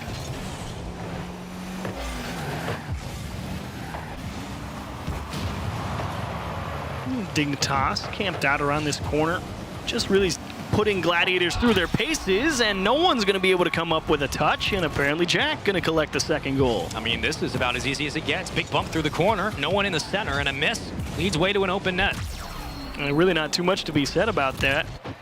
It's easy. Yeah, I mean, I was just kind of waiting to see if they were actually going to turn that ball into the corner, and last man on the goal line for Gladiators kind of scratching his head a little bit that nobody touched the ball as it came in front of net. Yeah. And all of a sudden, Dignitas is right on top of you. And again, very similar situation to game 1. They were up 2 at about 4 minutes in game 1. Now they're up 2 at 3.5. And Dignitas on cruise control, and maybe 3 if they can get over the top. Not this time. I mean, I think what should worry you just a little bit about Gladiators in this moment is we're not seeing a deviation away from the way they approached Game 1. There hasn't been a correction, an audible that could have been called a change and adjustment. It hasn't been there. They've been approaching Dig the same way and giving Dig all the space in the world to work with to set up this offense. Back pass to apparently Jack, and a shot that rolls its way up the middle of the gut, quickly cut down and siphoned off to the corner, but apparently Jack's still keeping it alive. Joyce gets it around both, and maybe not, never mind, doesn't get it to land. Close one for Dignitas, and I like the idea there that even when the ball is right in front of the goal, there's no need to rush anything, as that one's going to ping off the back wall. Joris is just trying to capitalize on some more space, and huge job from Gladiators on defense right now to keep this one at a 2-goal game, because those are some nice opportunities for Dig. Looking at the boost management right now, you have a bit in the tank if you are Gladiators, but it's not enough to really counter what Dig are doing on those transitions down the sideline. Scrubkill is still winning big challenges and keeping the play alive, forcing the next man up to take that possession. Gladiators are struggling to hold on to the ball. Quick little dump pass. It's a quality shot. Extra chance now off the backboard. And even in these moments, you're just killing time if you're Dig. You got 2 minutes to play with, and Gladiators maybe have a possession at a time upfield, but that's about it. It's kind of interesting. It feels like Dignitas very happy when they're space. They really try and ramp up the speed of the dribble or whatever they're doing, forcing Gladiators to rotate fast back, and then as soon as they get right in front of the net, then they tap the brakes and really force Gladiators to make sure that they're not over-committing to one side or the other of the net, as here they come. That's off the bottom, and Scrubkilla will make it 3 for Dignitas. This is all set up by Jorius playing patiently on the pop and does enough to get it off the backboard, and Scrubkilla comes up for the insurance policy. It's 3-0 Dig. And we look to Gladiators and we say, okay, what's the game plan now? You're down by 3 goals into Game 2. You're about to be down 2-0 in the series. And very quickly, this one is getting out of hand. A complete stretch from what Optic Gaming did earlier, where it was a little bit closer, but they still found the win. Dignitas in complete control of the series. Yeah, this has been a Loctite one for Dignitas. Gladiators not looking bad by any stretch of the imagination. It's really just Dignitas is throwing something new at them every time they come at them, and Gladiators not able to make the adjustment in time, and it's been quite difficult for them to find a way to consistently hold control of the ball.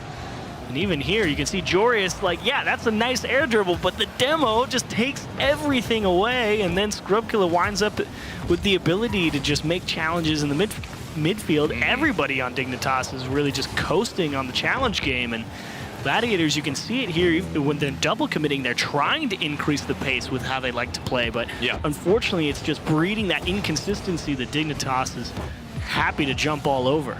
Well, one of the most notable aspects of this game, at least the series alone, it's been taking Gladiators so much time, and what a back touch, as apparently Jack will find the goal, but this beautiful setup downfield, it's stuff like this that makes Dignitas who they are. Maxi's just like, bruh, I don't know how you expect me to say that. What do you want me to do? How can I stop that? That was pretty.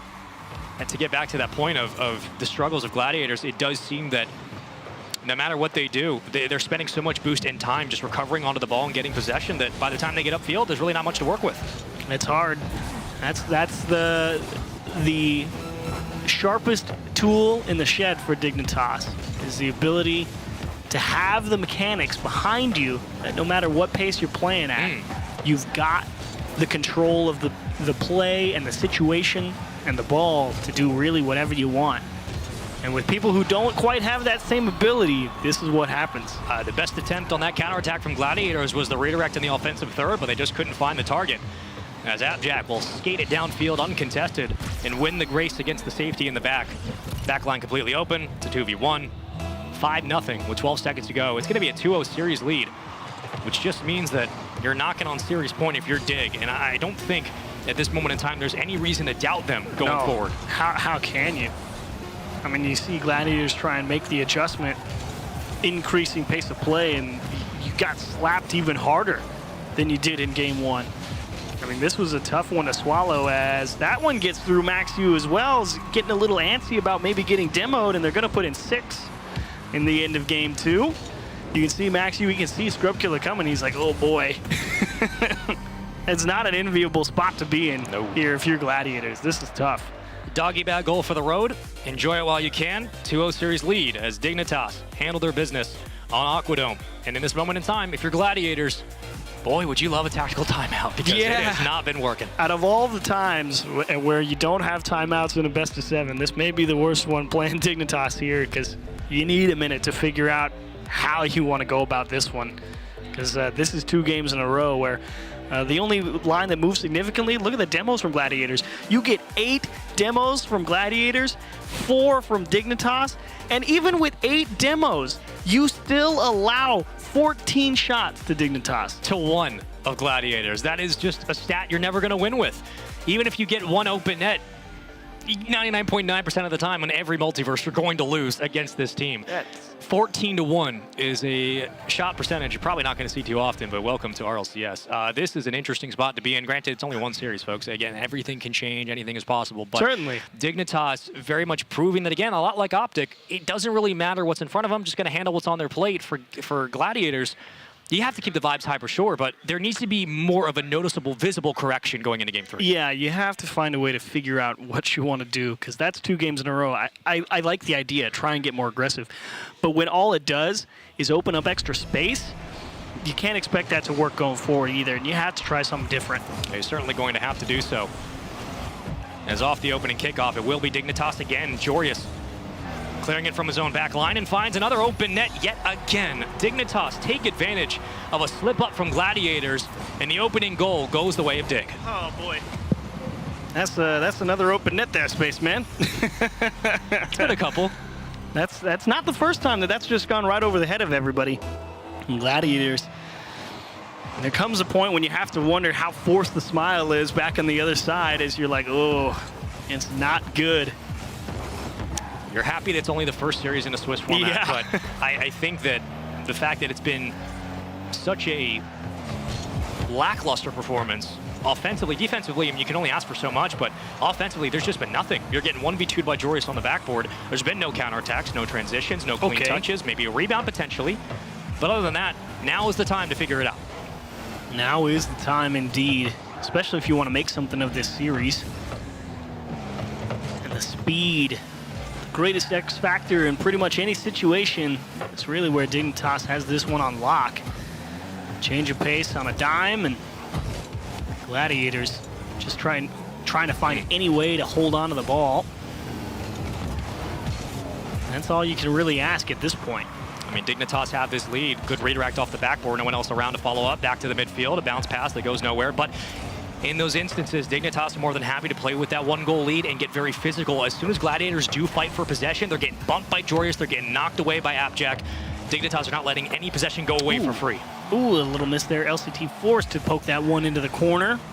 Gladiators once more on the defensive side of their own. Ooh, nice save. And that's just a forced touch, and that's the other problem. It's like you get put in these situations where, yeah, you make a nice play on the ball, but you have to give up all of the possession for it just to stay alive. Even fighting in goalie spot, as LCT will jump out for the touch, but the last defender back to save the net is constantly getting bumped away. Very clinical for Dig. Great pass, great cut down as well. Nice. Maxiu doing a great job of clearing the ball away. Really great clear, but here's where it really counts. You have to find a way to stay in command of the ball, and double commits in the corner, and you lost it. Now you put the one-on-one back the other way, and maybe the transition's too slow, and Maxiu again just able to get the nose on something. Double tap off the backboard, follow up as this one rattles its way around. Still alive for Jorius. He might find a shot from the elbow. He absolutely will, just can't sneak it through. The angle is there, but the protractor a little bit too wide. Gotta be careful. Maybe they were trying to pinch that right there if you're Gladiators, just to get some type of distance down on the other side. It is still within 1, so even if this hasn't... Is it? No. Is it? It is not within 1. Are you sure about that? I take that back immediately, in fact. That kick off the corner is just brutal, and apparently Jack able to make the adjustment on the ball, not bouncing off the ceiling, and just lay that one straight into the top right-hand side. That's a frustrating goal that floats through. You're like, oh, that's in our net. That's in, I guess. That's tough. So is that demo. That leads way to Jorius' possession. Right back to Jorius, maybe down to Appjack. It will be the infield passing for a 3-0 lead. They let this kickoff go back to their own half, and Jorius is just figuring, okay, where am I going to go? And Scrub's like, I'm open on the left. And like, okay, I'm going to run straight up the middle, just throw it back, and we'll see what we can do. And Gladiator's off grab and boost and resetting off the demo. Not back in time, and just like that. I mean, within, what, 10 seconds? Game 3 looks completely out of reach. I mean, it was within 1, and even if Gladiators were just sitting there trying to figure out a way to get possession, you can score 1 at any time. Anyone can make a misplay or miss a touch or something, and you can get right back into the game. But then you have a slow floater of a ball go over your head in the top right, and you're like, we're down 2. And then the kickoff happens, and you give up a second one. It's like, okay, Game 3's chalked. Just like that. I'm trying to remember because this kind of series is a bit homogenous. It's all coming together. Have we seen Gladiators score yet? No. Yes. One time. 53 seconds, game 1, Max Hugh. All right. Well, at least you have that going for you. I'm glad I wrote that down. It's all blending together right now because Dignitas are just, it's tough. For Gladiators, this is certainly a matchup that maybe didn't favor them mechanically, speed of play for sure, and they've tried to make adjustments. They really have. But they are running into the old esports adage of we're playing a team that's clearly better than us, and right now we have no answer. They're getting absolutely dumpstered on. Yeah. Sometimes you're just better, and there's actually a little wry smile from apparently Jack for once. It's like, yeah, we're winning. This is tough, though. I mean, this is a confidence win for Dig. Like, they're gonna ride this forever. It's like, if I think Dignitas, if you're thinking, guys, we need to go back to basics here, and like you play a tight series against Gladiators, you might. Oh boy. That's okay, that was essentially the same play that they did on that kickoff out to the side, but this time they did it in the air. I mean, it's the exact same without the demo. It's just you beat the back line, and 6-0 yet again. We've seen that score line before. Could it be 7? You'd think mathematically you have a pretty good average here. I learned go back to basics too. If I said I'm going to focus on the basics of Rocket League and I want every game 5-1, 6-0, I would never do anything different ever again. I think a confidence win is the right way to put that, Spaceman. Yep. I mean, clearly they could win this series with mechanics. They could win it with just team play alone. But again, our opening 2 rosters in Optic Gaming and Dignitas have not looked pushed to the limit. Very much in cruise control to start today, which for both those squads is a huge relief mentally, as you wanted them, for the respective fan bases, to come out with that cadence and that composure. Yeah, certainly any early struggles from those 2 rosters would have been cause for concern. Sure. And Gladiators right now, ooh, this one, you really do. And now they're going to do it the same way, but this kind go up the right side of the pitch. All right, 7-0. Whenever you guys are ready, you can just drive it up the side wall and air dribble back and forth for 30 seconds. We don't need another one. Yeah, we could hit skip, go to the next game. It's okay. I think at this point, the message has been sent, but there's time on the clock. There are certainly seconds that exist. The integers are there. For the sake of the sanctity of the per 5-minute stat category, we have to reach 0-0. We have to, because Direct will not allow it any other way. And Brazil is possible. Gladiators finally get something, and it is something. It is a gold nonetheless. The triple jump, and they just throw themselves at apparently Jack. They can't block all of us. Apparently Jack's like, I can't dodge 2 demoers and make a save, guys. It's not fair. That was amazing. Well, Gladiators has Dig right where they want him. Yeah. But this is a game 3 all the way of Dignitas. A 3-0 series lead about to come up on your screen. And with that series point, 1 game away from another sweep here on the B stream.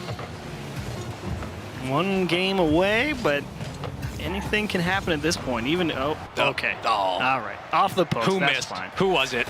I bet it was Appjack. He's like, my bad. But either way, that was about as hard of a beatdown as you can see in Rocket League at this stage of the game. Like, that was a game. Maybe back in the old day, you'd see like a 10-1 or something. You know, Flipside plays somebody, but this was, what is this, 7-14 again? Hey, this time 5. That's more than 1. Last time we checked, that is absolutely correct. I mean, you're happy that there is an improvement, but also a little sad that, unfortunately, in this instance, there just hasn't been much. And again, it was 1-0 up to 2:18 on the clock. Yeah. So in 2 minutes, they put on 6 more. it's like, talk about a game absolutely just falling off the rails and just being a complete write-off. It's just like, okay, like even if they're still sitting here and having to play defense and it's really looking tough for them to find possession and move up the pitch, at least they're within one, and then just be like, nope, never mind. We just lose here. And I think the interesting thing looking at Dig's face cams for the majority of that game, outside of a couple of smiles, which certainly existed, it has been quiet. It's been calm. Like, they're just another day in the office. This is day one of Wildcard. We know what we have to do. Like, we're not pressuring ourselves right now. There's at this point, there's no need to. I mean, I'm still stuck on the fact that in game 2, Gladiators have 8 demos. And they only get 1 shot on target. Yep. I am amazed that you can find space that much. I guess that is, to some degree, context dependent. You know, there is something to be said about where those demos are happening. Like, maybe it's just, you know, Dignitas driving at them full speed and they just demo each other in a place that doesn't really matter. But, like, how often do you get 8 demos and you don't hold some type of offensive, like, edge on that game? I mean, there's always a conversation for a goal that could fall through. LCT finally gives Gladiators a lead, and that is a well-deserved smile. Napjack just trying to give a little ground. It's a little bit of a weak touch, and LCT applying the pressure. No hesitation, come through, bang it into the top center. Force Dignitas, for once, to play from behind here. Who knows? Maybe Gladiators hold on to this lead in 4 minutes. Long way to go, but can't fault the start. I just imagine Chad right now. All the Dig fans are like, here it comes, it's going to crumble. Oh, here's my a reverse sweep. But for Gladiators, a very needed and necessary opening goal. Great shot, better save. There we go. Now we're getting the big long clears that you're seeing in game 1, where Dignitas had that very deep set rotation, willing to bring the ball down on an air dribble or something, and that's an equalizer. Apparently, Jack, I think Max U and LCT collided with each other on the opposite end. I'd have to look again. I know they were both over there in that corner, but I don't know if they hit each other, and that kind of caused them to get back a little late. Great setup by Jorius, but a couple of times in this series, we've seen Dignitas take those challenges off the side wall, and with that free space, we're putting a shot towards the net. Whether you save, that's up to you, and so far it has worked out for at least 2 or 3 goals. And yet again, they find the equalizer. Still, a lot of time on Coliseum, but this game is for the series. Like the idea there. LCT knew it was on target, was willing to bet on the demo, and unfortunately, open net miss from Dignitas. Could have had the lead right there. Maybe still can, as Max U able to get up in front. He's been making a couple of nice stops over on the defensive side of things for Gladiators throughout the series, even if it's ultimately been a fruitless endeavor. I needs more help. Granted, he's gotten a couple of redirects through the corners, but there hasn't been possession for long. And how many times have we watched this series go forward where there's been a gap in the back line and nobody deep back to watch the cross? It's been open for Dig. Yeah, and apparently Jack just has his man beat there, and that's just the lack of awareness. You're not sure that you're outpaced by that much. You're thinking, yeah, this is a pretty routine challenge out into the corner. I'll be able to go out here, find a clear up the sidewall, and wait, I don't have possession at all. And now the net's just completely open, and Dignitas is more than happy to say thank you very much. Well, when a team is down 3-0, it can feel like there's an acquiescence to kind of roll over and say, well, we can only do so much. But in this instance, we've seen them get an opening goal. But after that, that was their best stretch of Rocket League they played in this entire series. It's been all of Dignitas yet again. Oh, such command from Jorius. Jorius is mad he didn't score that. That's all he cares about. He's like, oh my gosh, I missed it. He wasn't thinking about, yeah, I just outplayed 2 defenders, went over the top, stuck with it, and put it in a scoreable spot. He said he didn't convert. I mean, again, the team play from Dig, they've kept it simple. We have said that a billion times today. I'm sure we'll say it more this weekend, but when we talked to apparently Jack in his interview about a month ago, he talked about how they had stressed just making the game a little bit easier to understand and not complicating these mechanics, not complicating a lot of their infield passes. They know they can compete with anybody in the world. They know they can be a top team. It was just about getting on the same page, and the communication was a big factor of that. Communication is actually, I think for a team that's as mechanically skilled as Dignitas, communication might be one of the most important things. Yeah. Especially when, you know, this game is a game of how fast can you interpret what's about to happen and can you react? Like, that's something I think that Moist in general has absolutely got down, because they're 3 incredibly mechanically talented players as well. And they said they focused a lot on communication as well. And Dignitas coming out here, if you're going to sit there and pick one thing to focus on, I think mechanics for all 3 of you guys is a brilliant option. Great read on the bounce. Or communication when you're so mechanically skilled is a good option. There we go. I think looking at a team like Moist who do that so well, a squad that argued up there with Liquid and Falcons is probably the most mechanical team, if not the most in the world. And it's their communication that makes them so successful, how good they are between the numbers and how great they are at making adjustments. It's championship DNA, and Dignitas certainly want a piece of it, but now it's just coming down to finding the right Now that'd be combination. bonkers. Can you imagine Dignitas, this org who's like, I remember when we used to win all the world championships. It's been so long, and they look like mid-tier European team at best through splits 2 and 3, and then they're just like, yep, I'm just gonna come down here and beat everybody down. Feeling a little bit silly today. I think I want to win this thing. I think I'm gonna win this thing. Great cross, Oh, open it's net. open. And That's that one tough. is up the middle. Another goal scored. I mean, this is just Gladiators trying to stretch this one, trying to get back in it. Because obviously, I mean, they're trying to win things. They're trying to get themselves into a position. 2-5, all right, 3 goals down in a minute and a half. A lot to ask, but maybe doable. And they say, let's send all 3 here because it is a scoreable spot. Yeah. But you do have to make the contact on the ball, and unfortunately, Dignitas able to find the nice chips out to the side to get around people, leave the open net back the other way. Oh, I guess it would have been 2-4 at that point. So even more of a reason to try and press that. 2 goals in a minute and a half. Yeah. See if you can find a way back right there. You got nothing to lose now. I mean, just press 3 up at a time. Honestly, what do you potentially have to not gain from triple committing? But in this instance, we don't do it often. I think it's fair to say that this series is being wrapped up relatively quickly. I think this series is done. I think you may be correct, Spaceman. Scribkill is scoring uncontested here out of the corner. Beautiful pass to himself, to be quite honest. That is a gorgeous piece of timing. If you see how that one played out. The skip off the wall to the nice smooth transition up the sidewall with a perfect pop to himself. That is one I wish I could do every time I tried it. That's one of those routines, like I have an opportunity, I have a look, I'm going to take it. And Jorius was looking for the reset, wasn't able to find it. Right up the gut again, Jorius coming through the back of the net. Pass, shot, follow-up. It's all Dignitas right now, 30 seconds to kill. It's going to be a sweep for the second time here on the B stream to start the wild card of the World Championship. Dignitas now, handling it. I have an interesting idea or thought. If you're Dignitas and you want to sit here and work on the basics, and game 1 I think was definitely the basics, but then you get into games 2 and 3 and you are absolutely crushing Gladiators, do you get a little bit lazy and you're like, yeah, now we're going to go for those backboard reads and the crazy triple tap, lip reset stuff? Does that detract at all? I think old Dignitas would have, but after what we heard from apparently Jack and the vibe they had at the London Major, I think they understand that that's only necessary when it needs to happen. They're only going to go for those extra mechanics. And those they've extra totally plays. done them here, though.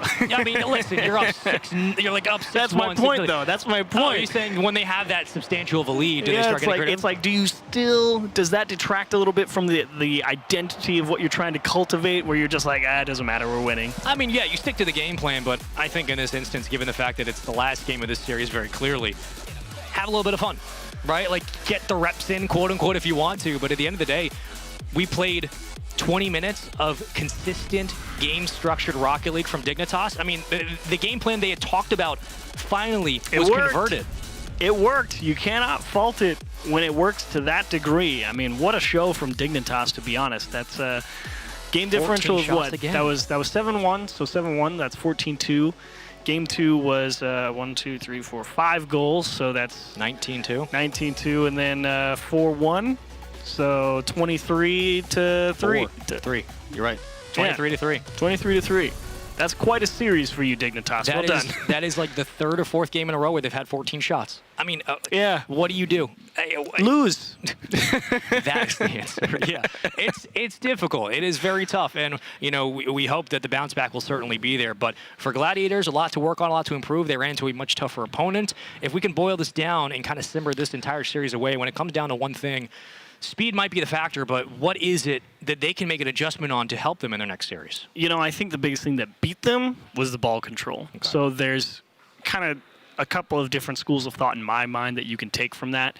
And it's either you have to have the ability to communicate effectively between yourselves so that you can play that really aggressive front man like South America does. You can consistently put one person on the ball with a decent line to challenge, try and break up that possession.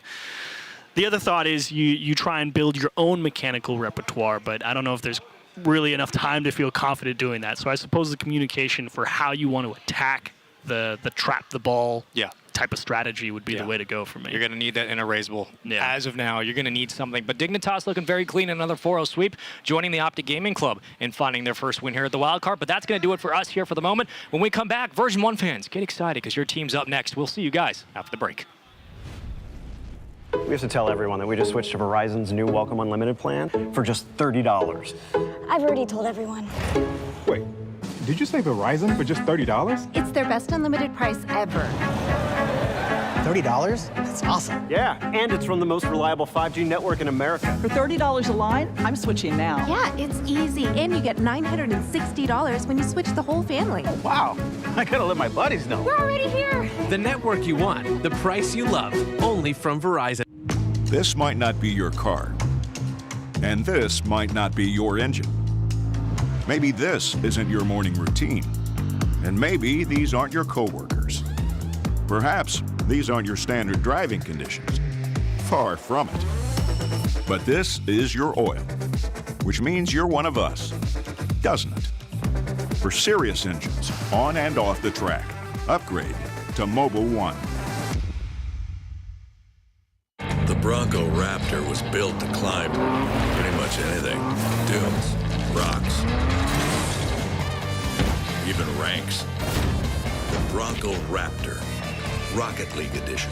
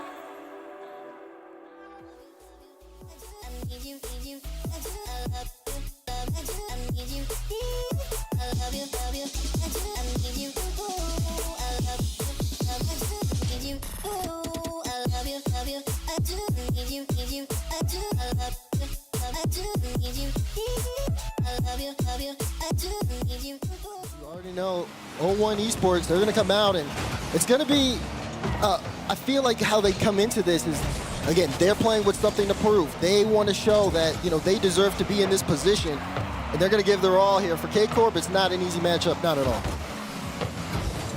Heard from Zazonic before the match. Calls himself the defender of this team.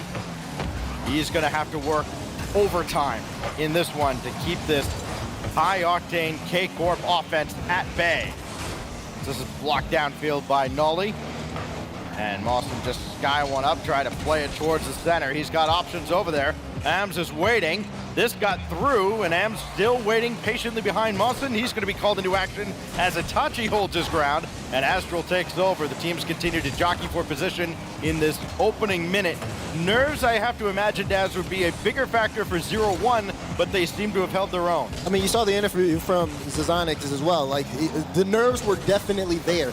But now it's time to get into game. You have to leave all that out there, especially when you want to have a good start here in the Swiss stage. Game one, very important on both sides. We know, especially on the side of K-Corp, whenever they drop game one, their win percentage goes down drastically. I mean, it's a 30% chance to win a series after they drop the first game. A great start for Carmine Corp is going to be crucial. Both these teams, of course, putting a heavy emphasis on getting a great start as that pitch is in, and the defender, Zazonic, gets a little gift. And look at that. You see some space there. Zazonic, a nice turn. Itachi tries to get a piece of the ball, but it's not the best challenge. Pinching your net, and we have our first goal of the series. And so it's the squad from Mina that has the opening goal. K-Corp having to play from behind. Astral couldn't catch up with this. Zazonic's looking for another, and Itachi has to swipe that one away, and Am's gonna have a tough time with this ball out of the corner and just skies it where they're not. And K-Corp not able to make any contact. They leave an opportunity on the table, but 0-1 doesn't have a lot to work with. They're hemmed in their own zone, and it's only a matter of time. Itachi ties the game. This is a good look here for Itachi. You can just see him just waiting to get involved. Astro just gets past the entire defense, leaves the net as open as possible, and Itachi making that count. By a narrow margin, only 5 goals coming into this World Championship. Itachi, the leading scorer on the season for Karmine Corp. As Zazonics gonna sky one again out to midfield, and a little hesitation on the part of K-Corp, not quickly diving after that. A little bump from behind by Ams, and then he gets bumped in turn. That means he couldn't get onto that ball. If he did not get bumped there, this is a 2-1 game. But you can see the physicality coming out here from 01 Esports, right? The fact that they are in front of K-Corp, they're looking for the bumps, they're trying to make them super uncomfortable. Again, this goes back to what the desk was talking about, how, again, this is not going to be something that's going to be a cakewalk for Karmine Corp. So far, they've been able to tie this game up, but 01 Esports do not seem fazed by the response. K-Corp can be susceptible to demolitions, and this is actually a pretty favorable matchup for 0-1. They average more than a demo per game than K-Corp did during the regular season.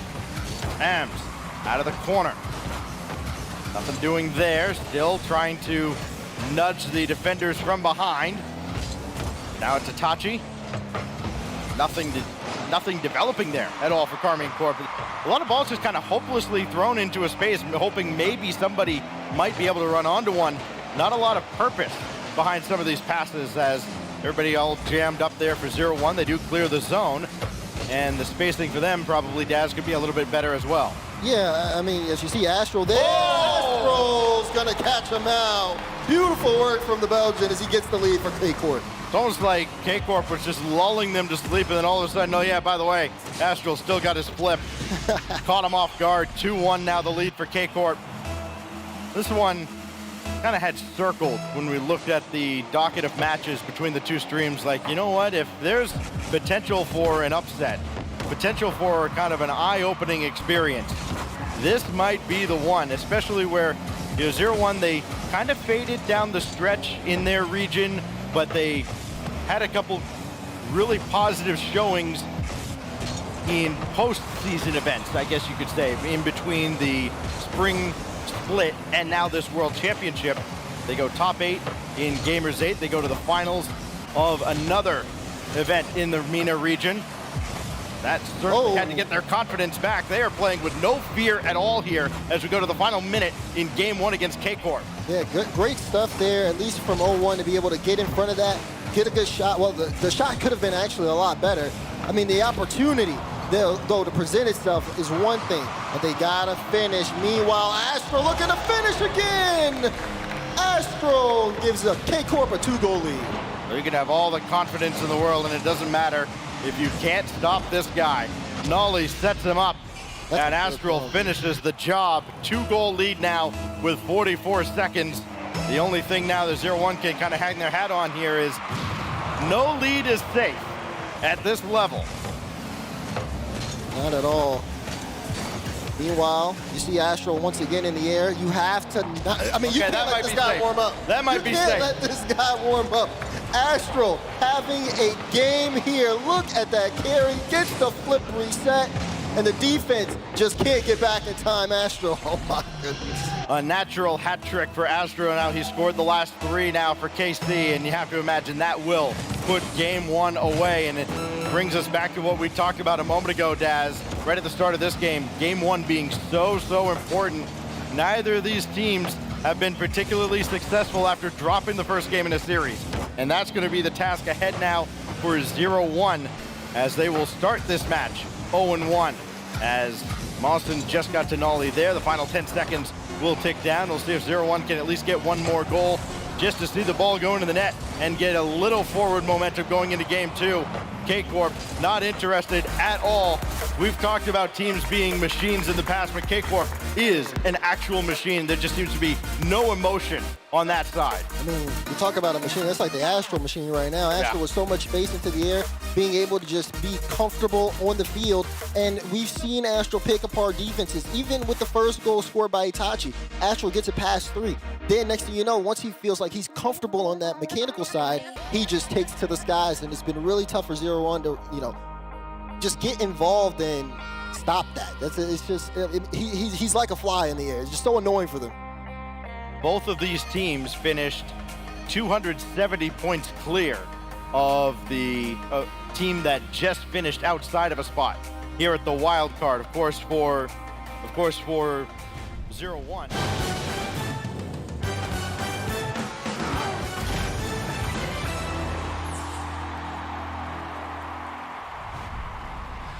Welcome back, everybody, to the big stream for the Rocket League World Championship Wildcard. I am Shogun, and I'm joined by a very happy Bas from the past right now. How are you doing, my friend? Oh my gosh, I'm so excited for this one. I have been waiting so incredibly long to finally get a chance to cast here. I've already been on desk, but now we get a chance to actually get into the booth and talk about these teams, and it's V1 versus the Orlando Pirates here on the B stream, which I think you and I can agree is going to be an uphill battle for the Orlando Pirates. Yeah, this is very much going to be a series where V1 are maybe worst case scenario. I don't know if you necessarily agree with me on that one, but V1 have hit a ridiculous peak of form in the latter stages of this season. For the Orlando Pirates up against V1. Sort of, you're coming over here, you're our SSA expert for the week. What are you sort of expecting here? What are we looking at for them in terms of, if anyone hasn't seen SSA before, are we looking at series win, game win, or goals? I think the first objective is going to be goals. If they can get a game, it would be impressive for the team, but the reality is that they've already seen, or we have already seen today, SSA struggle on a larger scale. They look like they might have been able to take a game off of Renegades, but even when it went to overtime, Renegades were able to clutch it up. You compare them to the Orlando Pirates on the other side of that, and it kind of seems like the Pirates probably going to struggle pretty hard here against version 1. Yeah, pass for V1, we all know what they are about. They are loud, they are brash, and they are unbelievably difficult to beat at a live environment. We can talk about so many teams, Bas, about how can they transfer it onto a live environment, but for V1, it's kind of the opposite way around. It's like online is what suits them a little bit less because they don't get to chat. Now, one big difference that we do have over here on the B stream is that these teams aren't facing each other. There's a wall in the way. I almost don't know if that's going to stop Calm. I half expect him just to look over the top and still shout at everybody. But it might help just a little bit over on this one. For the Orlando Pirates, though, big opportunity to represent. We can see what they can do with it. That's the big thing here, is that for SSA, this is their first time on a global stage. Heck, this is their first time at a LAN in an international competition. We've seen community events with SSA being able to, you know, go back and forth, but against V1, against the likes of North America, EU, South America, OCE, no, they have never been able to get onto a stage like this. So this is their biggest chance by far. And speaking of their biggest chance, look at the biggest player, in my opinion, on V1 right now. Beast Mode has been a name in pretty much every Rocket League player's mouth. I think Beast Mode might have had the most obvious first time we saw him on a broadcast and just went, okay, this guy is going to be something special. Anyone that did join us during RLCS Season X, yes, it was a long series season, but you know how good he was when you still remember when he first took to the field, cross field, pumped the ball up into the air, got the double tap off the backboard. It still sticks into my mind, and when you can have something like that stick out, as long as that season was, you know you've got something special on your hands. But as you can see right now, we do have the Orlando Pirates, and maybe the one that everybody is expecting to see there in the middle. But for there, right now, it is Skill Still. And I really just want you to talk about Snowy. I just want you to shower Snowy in praise. Okay, so for those who are unaware of Snowy, Snowy has been a player for the Orlando Pirates for quite some time, and he's been more than just an SSA player. Out of South Africa, but has also gone into European competitions. He's played 1v1s on a global global scale. He is probably one of the most prolific players in all of South Africa, if not SSA as a whole. The unfortunate thing is, again, even though they've got that experience playing against larger competition, they haven't necessarily done the best against larger competition. And as you guys can see, the stats may fully be in favor of Orlando Pirates, but again, they've been the kings of their region for a very long time. These stats are against other teams in SSA. When it comes to them versus version 1, may look a little bit different. Yeah, I think for a lot of fans, especially of SSA, this is about gauging what is the gap right now. Where do we get to move on up to, and how long are we sort of guessing it's going to take for us to start being competitive in terms of maybe even tournament wins at the moment? Because we've been through this with every single region. We went through it with OC, we went through it with South America. We kind of didn't have much of it for MENA, but yeah, you see sort of regions like that where these are the sort of stat lines we came in with, and now we see where those regions have developed to. So for SSA, very much in the same spot. Offensively, you know what you're going to get. You're going to get fireworks. Defensively, I was talking about South America very recently, so hey, we know exactly what we're getting on that one. Do want to see what you at home currently think. Let us know with hashtag V1 or hashtag PRX, RX for that one. We're going to get our predictions in right now. Are we going to go head or heart over this one? I mean, listen, realistically, if I were to say anything but version 1 here, it'd be a little bit of an insane pick. I love the Orlando Pirates. I think they're a fantastic team, but the reality is this is an uphill battle for them. Them taking a series win, I see that happening in either round 3 or round 4 if they can survive to it. The reality is that they're probably most comparable to APAC right now, and this isn't APAC. This is North America, and it's one of the best that they have to offer. Yeah, I'm going to unfortunately have to join you over on this one. Put me down for V1 as well. I'm just going to get the real prediction out of you on this one, though. Is there a game in this? No. Listen, if they get some goal, again, you said what is the goal here for these guys? It is to get goals. If they can get a couple of goals, if they can keep the series competitive, it'll be big for them, give them some momentum going into round number 2. But as for round number 1, I don't see it happening. Okay, well, we will see very shortly how all of that goes. Let's find out what you at home think. Have we... okay. That's actually not the most one-sided I've seen today. No, that's the crazy thing is I'm pretty sure the club was more one-sided than this. It was like, I think 12% or something like that. You guys getting to 14. Hey, SSA, represent. We appreciate you guys talking here in chat, making sure to give your boys some support. And, well, they're going to need all the support in the world. Again, going up against V1, they have a very, very tall task ahead of them. So for those of you joining us maybe the first time today, firstly, where have you been? But I'm going to sort of info dump you right now as to how this currently works out. Every single match that we've got, best of 7. If you win 4 games, you move on to the next round. If you lose this series, though, you're not out of the tournament just yet. We are using a seeded Swiss. So if you win, go to a 1-0 bracket. You play against other 1-0 teams tomorrow. If you lose, you're against 0-1 teams. You play against them. It is once you get either 3 wins or 3 losses, will dedicate your fate regarding the main event. And there's rumblings for the future about potential SSA matches. I think a lot of people are very excited about. And that's what I love now. We are truly international. And we've got... you know, the typical NA versus EU, but as you were mentioning, APAC SSA, that's a possibility. Oh my gosh. And I got to see a little bit of this before earlier. As we get into this matchup here again for the Pirates, it's trying to get themselves set on the right foot so that in the future, when they do play against the APAC teams, when they do play against even potentially OCE or South American teams, they have got a shot. But here and now versus version 1, this is going to be a very, very, very long match. Let's see what they've got. Game number 1 of the best of 7 finally underway. I can't wait to see how long it's going to take for Pirates to just bust out a fake kickoff. Immediately, game is 8, first kickoff they had. Now we're not going for that one. Like, at least they showed how confident they are as that one goes off the side of the wall. And this is what we're expecting to see from the Pirates. They may have the goal. It took no time whatsoever. Goal down. Let's start focusing on games. Okay, the goal's down. Let's see if they can keep onto this. Honestly, credit to Darth here. The way he takes it through the corner, gets Torment to bait onto that one, just kind of sets it up for skill steal for the first goal. And we're 15 seconds in, and already the Pirates have a lead. I'm pretty sure this is more than Bravado was able to do in the whole series against NRG, or RNG. Well, for the Pirates, that is about as good of a start as you could possibly have hoped for. And it is a team that getting that first goal, I feel, is so important, given the way that I have seen them play the game. They can be very hyper-aggressive with not really the greatest transitions back to their own defense. But in a game now where they don't have to chase and put that hyper-aggression out there, it's going to be a little bit better for them. But they are currently under quite a bit of pressure from V1. Oh boy, that double commit on the line got me a little bit scared. The good thing is, well, I was going to say, it looks like they're starting to get a bit more collected. Caster Curse, we're about a minute into this one. That's not the greatest start for me, at least, and definitely not for the Pirates. Darth managed to do about a 720 trying to find his position on the field. And that's just not where you want to be. You need to keep those angles open, because once you get into a position where you're either dead onto the ball or even worse, back turn to the ball, hitting off your backboard, you get stuck in that position where no position is correct anymore. You need to be on the wall, you need to be coming in from the side of the goal towards a back post. That was neither, and that has led to the goal disappearing. Now, unfortunately, this is something also that the Pirates and really most of SSA has kind of struggled with throughout not only this event, but just international competitions in general. Their speed is definitely going to be lesser than a lot of these other regions and these other players. And the reality is it's most shown in defense. As you can see, they scramble on the defense, try to figure out where they need to move, but by the time they get there, already it's a shot or at least more offensive pressure. And right now, you're seeing a boatload of offensive pressure from version 1. Touch off the backboard, denied by Darth, but doesn't really look like it's going to relieve all of that pressure that version 1 is building out of midfield.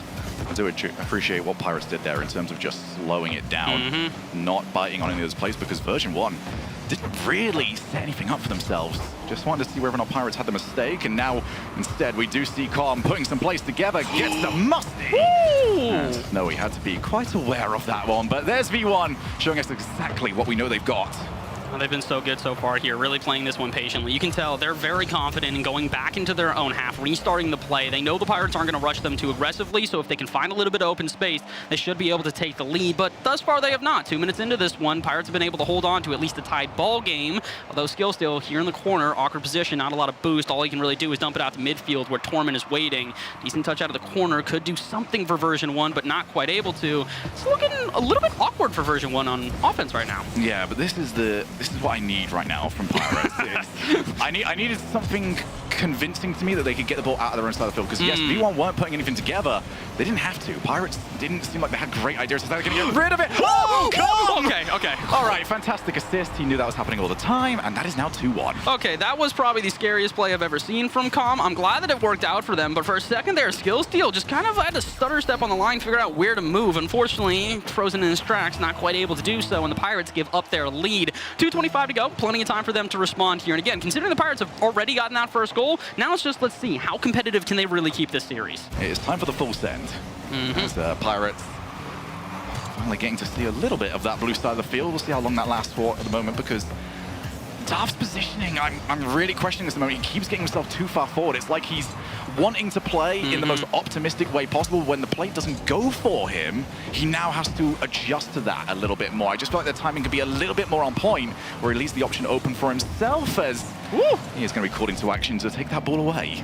Well, they're going to try and see if they can get this out of the half, but again, their defense has been rather shaky thus far, and they've got plenty of time to try and transition into offense, but it kind of feels like every time they do get into offense, speaking of shaky defense here, they're at least going to be able to get the demo to block the shot. But going back to what I was saying about their transitions into offense, it's again coming back to that pace of play. They don't really seem too comfortable on defense, and as a result, when they do transition out of their half, they've only got one man upfield. They don't really have passing lanes available, so they got to try and play this a little bit more meticulous, if you will. Play a lot more carefully, try and focus on a way to keep enough pressure to where eventually version 1 will crack. And even while saying that, I'm realizing how difficult of a statement that actually is. Right now, they are playing decently, but with only about 75 seconds on the clock and a third goal going in for version 1, they might be kissing their chances of game 1 goodbye. Beautiful pass in field, and they still kept the play going.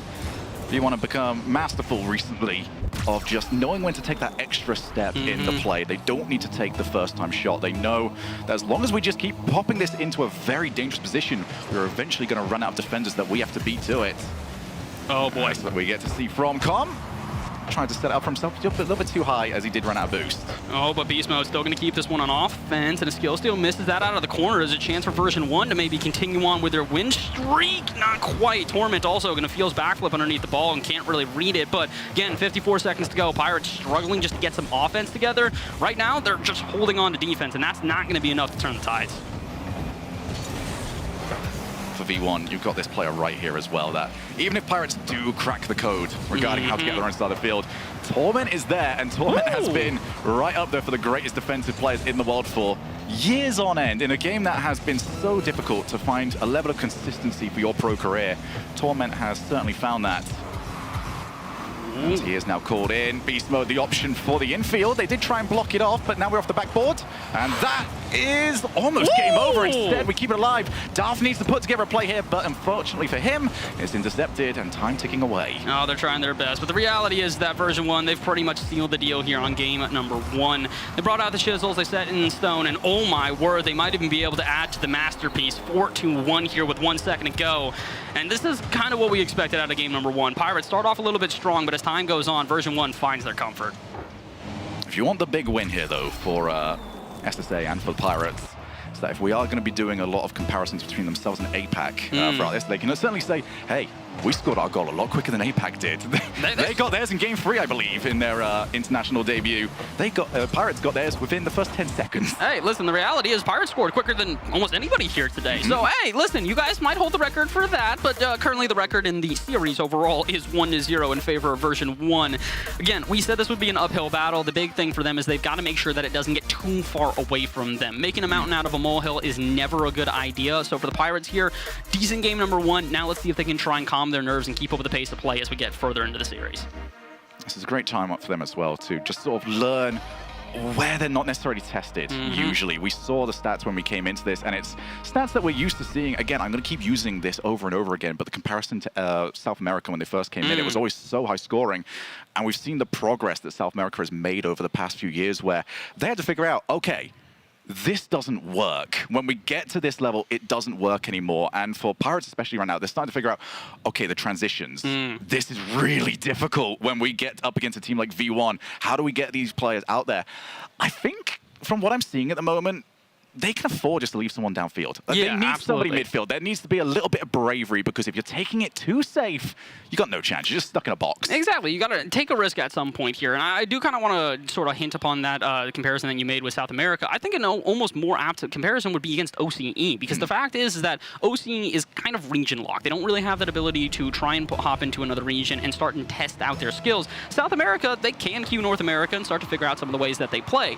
But for SSA, it's the same thing as OCE. There's no one around them that can really connect to. Their ability to play on European or even Middle Eastern servers are not necessarily to the same degree. So this is where they learn those skills. This is where they learn the difference between their region and the rest of the planet. And well, here in game number 2, they got to learn how to try and hold on to a lead. Last time, by this point already, they had themselves a 1-0 lead. This time, instead, already getting pushed into their own half. Beast Mode's back on this one, but hey, you know what? Pirates getting some early shots. I like to see it. And they're hitting the ball a lot cleaner, at least to start us off here. As we go off the backboard, Beast Mode! Actually a rare, but he doesn't turn it in. Had 2 chances. Come on. See Beast Mode's name on it. You think he's going to get the first time, let alone the second. We do stay at 0-0. Beast Mode having another crack at it. Still doesn't find the play for himself, but this is where we saw the majority of game 1 played. Now let's see, Pirates. You had a minute to talk about it. What have you come up with to get out of these positions? I really want to see them try and play this midfield a little bit more aggressively. Like you and I said, if they just leave a man downfield, if they can get these booming clears that they've been going after time, it might be viable, but thus far, not really. They haven't really had any possession at this point. Snowy going to try and take this one out to midfield. Decent 50-50, but Beast Mode definitely wins that. Sends it off the backboard. Who is there? None other than Calm. In version 1, just about a minute into the game, already strike. Calm wasn't having none of this race. He knew he was going to be the quicker one. And still had Beast Mode to contend with on his way out there as well.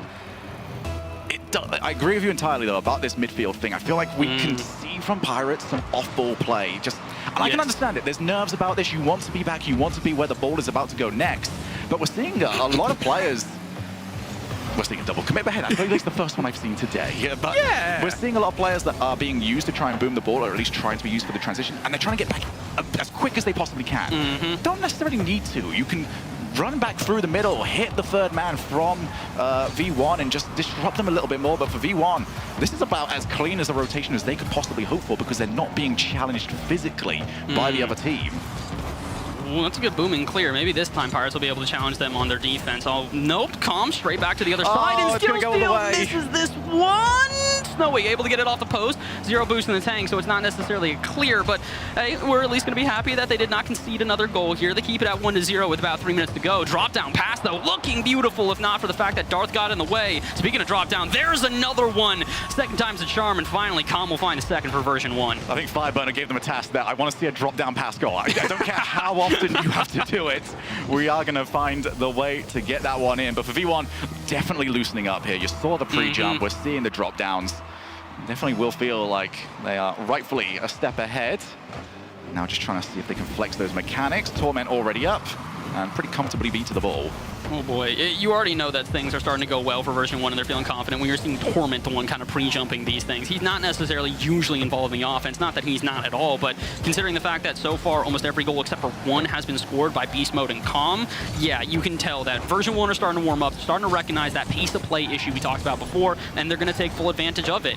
If Pirates can keep up with that, if you can start to recognize that the pace of play is going up and start to dive at these balls just a little bit more ahead of time, I think they should have a shot. Unfortunately for them, the shot's starting to run out of time here. 2:15 left on the clock. That's a boomer going downfield. But as Calm clears it out to the corner, no such luck. Pirates going to have to try again on offense another time. That's the sort of hit that you go for when you just check the scoreboard and see, hey, we haven't got a shot on target yet. Okay, I'm going to get one from here. We're going to get that one down.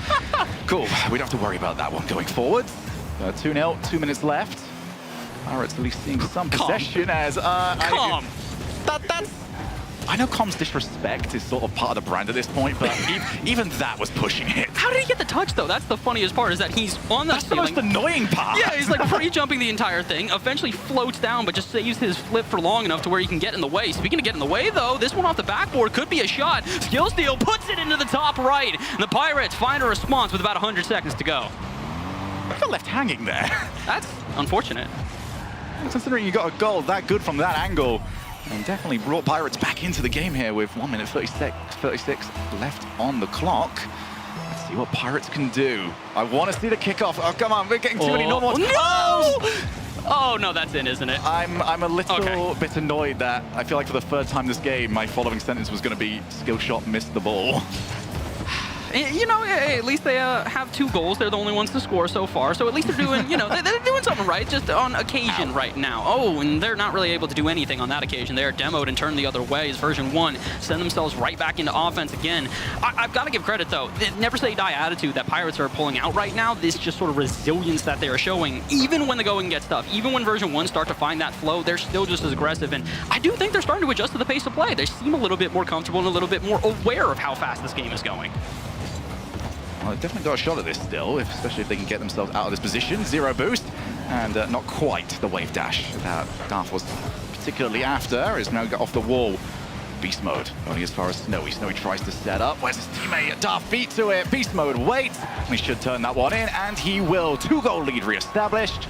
And Pirates are going to have to go for the chase. I appreciate what they were doing here, though. We said keep up with the pace of play. Darth trying to go for a bit of a pre-jump there, get in the way of the ball, or at least get a 50-50. And although it doesn't work out, if they want to win, that's how they've got to do it at this point here. This is the exact type of gameplay we need to see out of the Pirates, and although it is not necessarily working out for them here in Game 1 and 2, we got a long series ahead of us. We still got 3 and 4 at minimum, and potentially more if we keep on going. But as Calm puts in a 4th goal, we have the same scoreline as game number 1, so... still a little bit of work to be done. These drop-down passes, beautiful. It's so difficult to read as well because V1 disguised them amazingly. You're so convinced for the longest time. He's going off the backboard. He's going to hit this on the backboard. He's going to go for the double tap as... I don't know what sort of kickoff I can describe that one as, V1. It looked like you somehow managed to hit the player that was cheating up, and that does give Pirates their 3rd goal of the series. I need to say, I don't think I've ever seen a kickoff that badly worked. No, and especially considering the fact that their adjustments did not help. Calm in the left side of goal doesn't really know where to go. Kind of has to backflip to make a save and does not make the save. With 24 seconds to go, I mean, Shogun, you believe in miracles? There's technically a chance here for the Pirates. Let's have a look. Skill steal. Oh, couldn't quite find the ball. Just need that crucial touch when they get into those critical positions as we do get the infield. Unfortunately, miscommunicated as to who's going to go for it. Torment now with Beast Mode. What the pinch shot? Doesn't quite come off. Pirates, 2 players to aim for. Unfortunately for them, neither of them got the ball. And it is going to end with a victory for V1.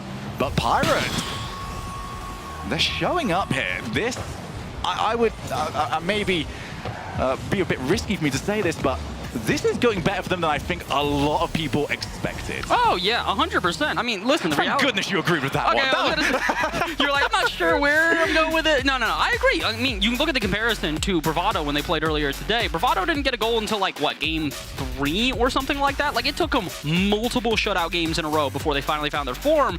Yes, it is a 5-2 scoreline here in game number 2, but it definitely looks like the Pirates, they're starting to warm up and understand how to play at this pace of play.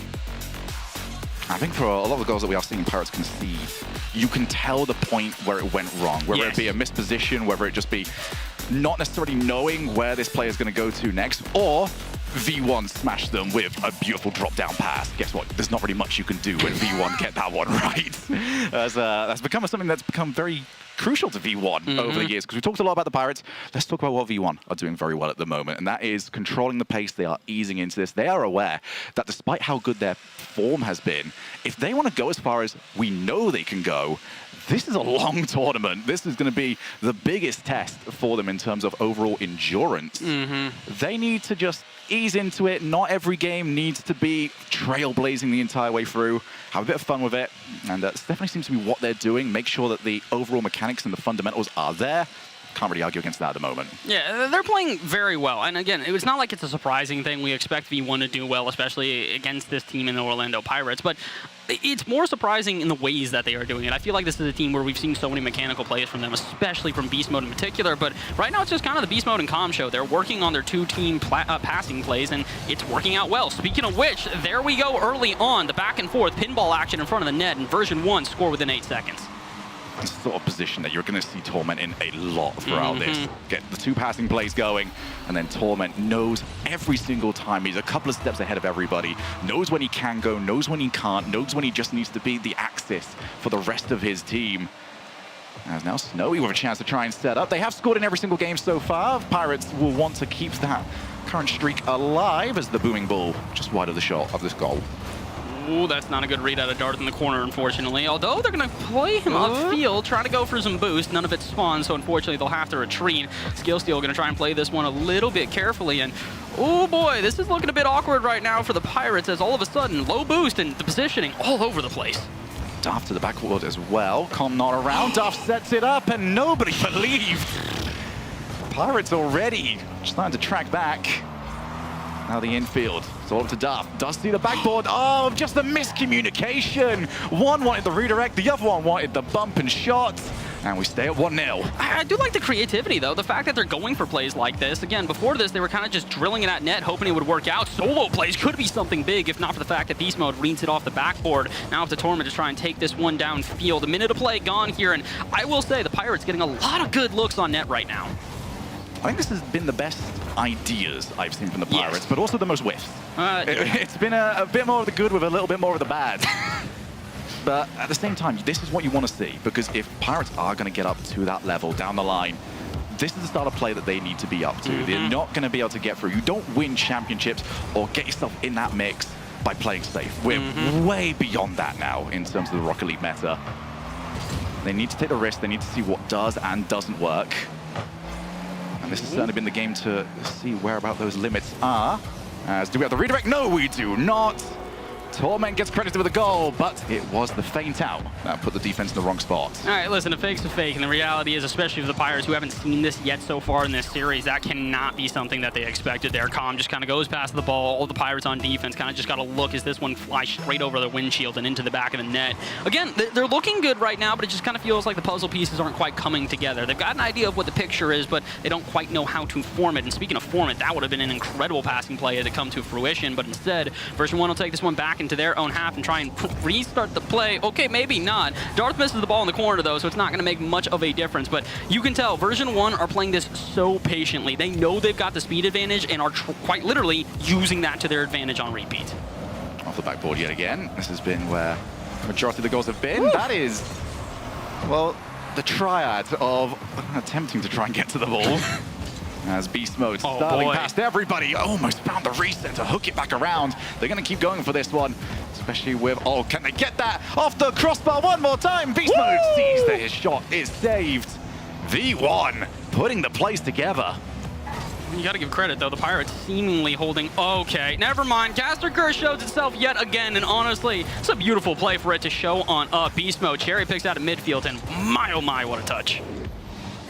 I think this is one that you might have got used to seeing over the last few seasons, where Pirates just, when they get offense, it's almost overexcited in a bit of a way. It's like, we're going, just send everybody, send everybody. The third man, I feel like is always too far forward. I can't tell if this is just mispositioning or not used to the power that V1 can generate, because V1 blast it.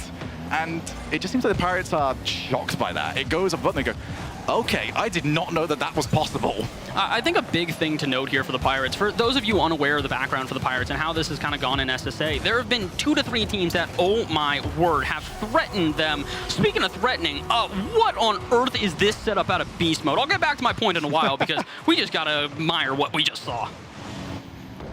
Whew. This is the reason why a lot of people are looking at this team and saying, Wildcard, really?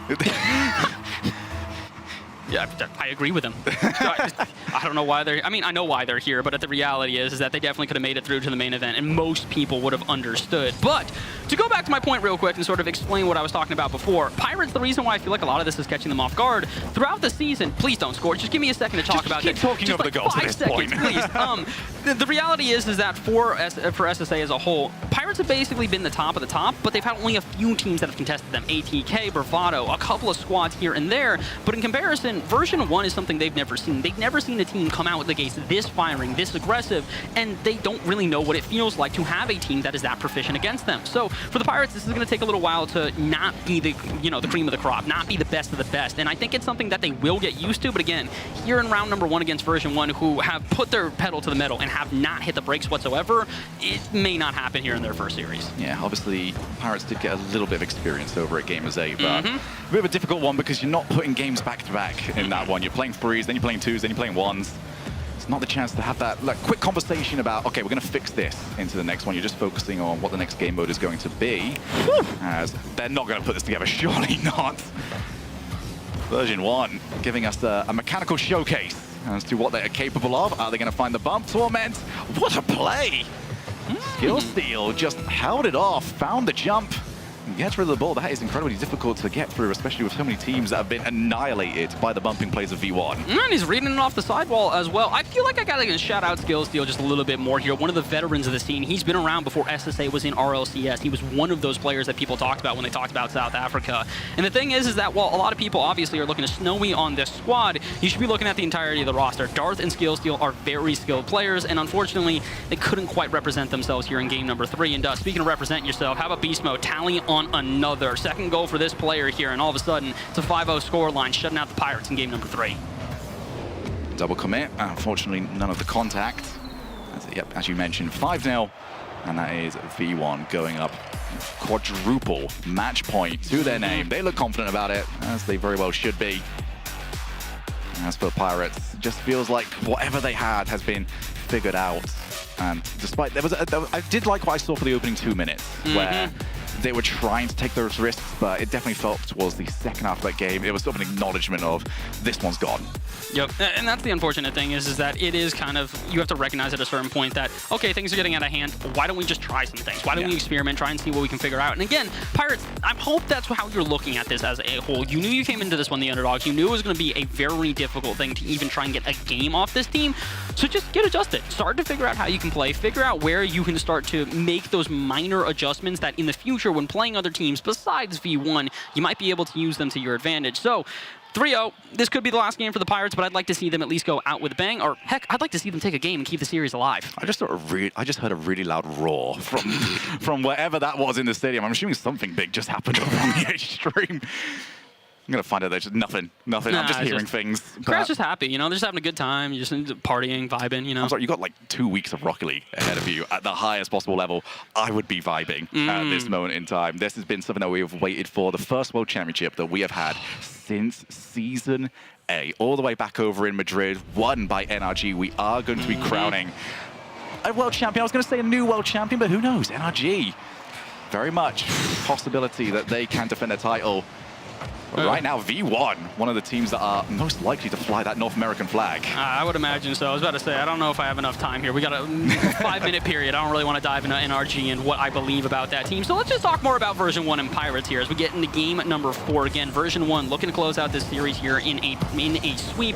But for the Pirates, I just get a goal on the board, try and hold on to it. That defensive posture that we said has been shaky before. If you can try and make a couple of adjustments, oh my, you can probably try and sneak one by version 1, but nothing's getting snuck by them so far as multiple shots go on. But the Pirates Decent defense so far here. 0 boost in the tank, though, so Snowy cannot follow up their touch on the backboard. You want to see at this point from Pirates? Just go. Just go for it. It's unlikely you're getting the first ever LAN best of 7 reverse sweep. I don't care if you double commit. I don't care if you miss it whilst going for it. I want to see what you come up with when you go forward. Double commits, they happen. You're going to get those recoveries down the line where you're not really even going to notice them anymore. You're just that quick getting back into position.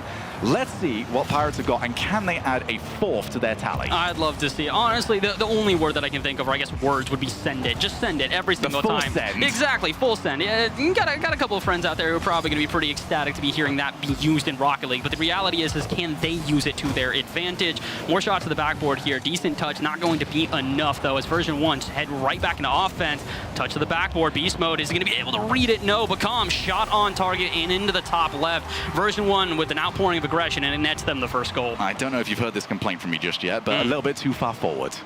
Really? Yeah, really. Just, if Gregan's out there, I'm sure he's listening. I know he's big on SSA. Back post rotation. Just make sure you're there. You've got all the options covered for yourself. Unfortunately, just too far forward. Didn't have the chance to at least reposition as Beast Mode taking on the entire team, and does at least come somewhat close to winning. Off the ceiling now. Almost found the block. Pirates once again on the charge, but look at this passing play. V1 just instinctually know where everybody is. They're just so cohesive, and I feel like this is kind of going to lead me to my question when talking about this. You say they're too far forward. Do you think this is a hindrance of their defense or offense, like more or less? I think it's a game reading thing. I think it's very much in the middle ground there of, because a lot of Rocket League is prediction. You know what's coming next. There's, oh no. Colin Stumpy, I hope you weren't watching that. That was prime doinking position. Hey! You know what? I'll forgive you for that one. Number 4, Skill Steal gets this back up to a 1-1 game. Oh, it's such a nice touch out of Darth, too. Not too aggressive, not too powerful. They know that Torment's lurking on the backboard. They've been doing this time and time again, where the Pirates have a heavy touch. It gets them to the backboard. There's a version 1 player there, and all of a sudden, it's cut out. So what do? Lighter touch, send it to the middle, make sure one of your players is there to pre-jump. Pirates, if you want to try and take a game away from version 1, that's how you've got to do it. Throw them off guard, because for a team that is so cohesive, you need to make sure that you catch them by surprise. Yep. And again, it's the thing that we were asking for so much earlier on. Leave the option down. It seems like Pirates, after they got caught by the same thing where Com jumped up and put them off, they realized, oh yeah, that's a thing we can do. We can put them off. And we don't need everybody back all the time, but we do see Com yet again goes for the backboard double tap. He's almost got it. Now for the follow, and the lead re-established by Torment. All right, I got to watch this one back and understand, because somebody drove out of net. Snowy's in the net, can't go for the first one. Darth commits as well. Trying to figure out where that other player was. Unfortunately for the Pirates, it's something we've seen a couple of times. Double commits on defense have left them somewhat open. It's okay, 2 minutes to go. Their offense is looking solid so far, and if they can avoid some mishaps on defense, they can definitely see an overtime here. But again, as we've said multiple times, it's not going to be easy by any stretch of the imagination, especially when Torment is flip resetting in front of your net. Snowy an easy breakaway. It's the 1v1 player. What can he do with it? And he sends it a bit too early. Com gets in the way, and the Pirates unfortunately see another opportunity fall by the wayside as again Com gets in the way. I do love just the chasing though from behind it, because if you are in that 1v1 position, you want that ball on your hood, you want angles, you want just the option there, but because he was getting chased down, as that's off the wall, because he was getting chased down, that wasn't a choice anymore. So you saw the ball roll back down, and the ball control was suddenly so much easier for the defender to deal with. Not like that. No.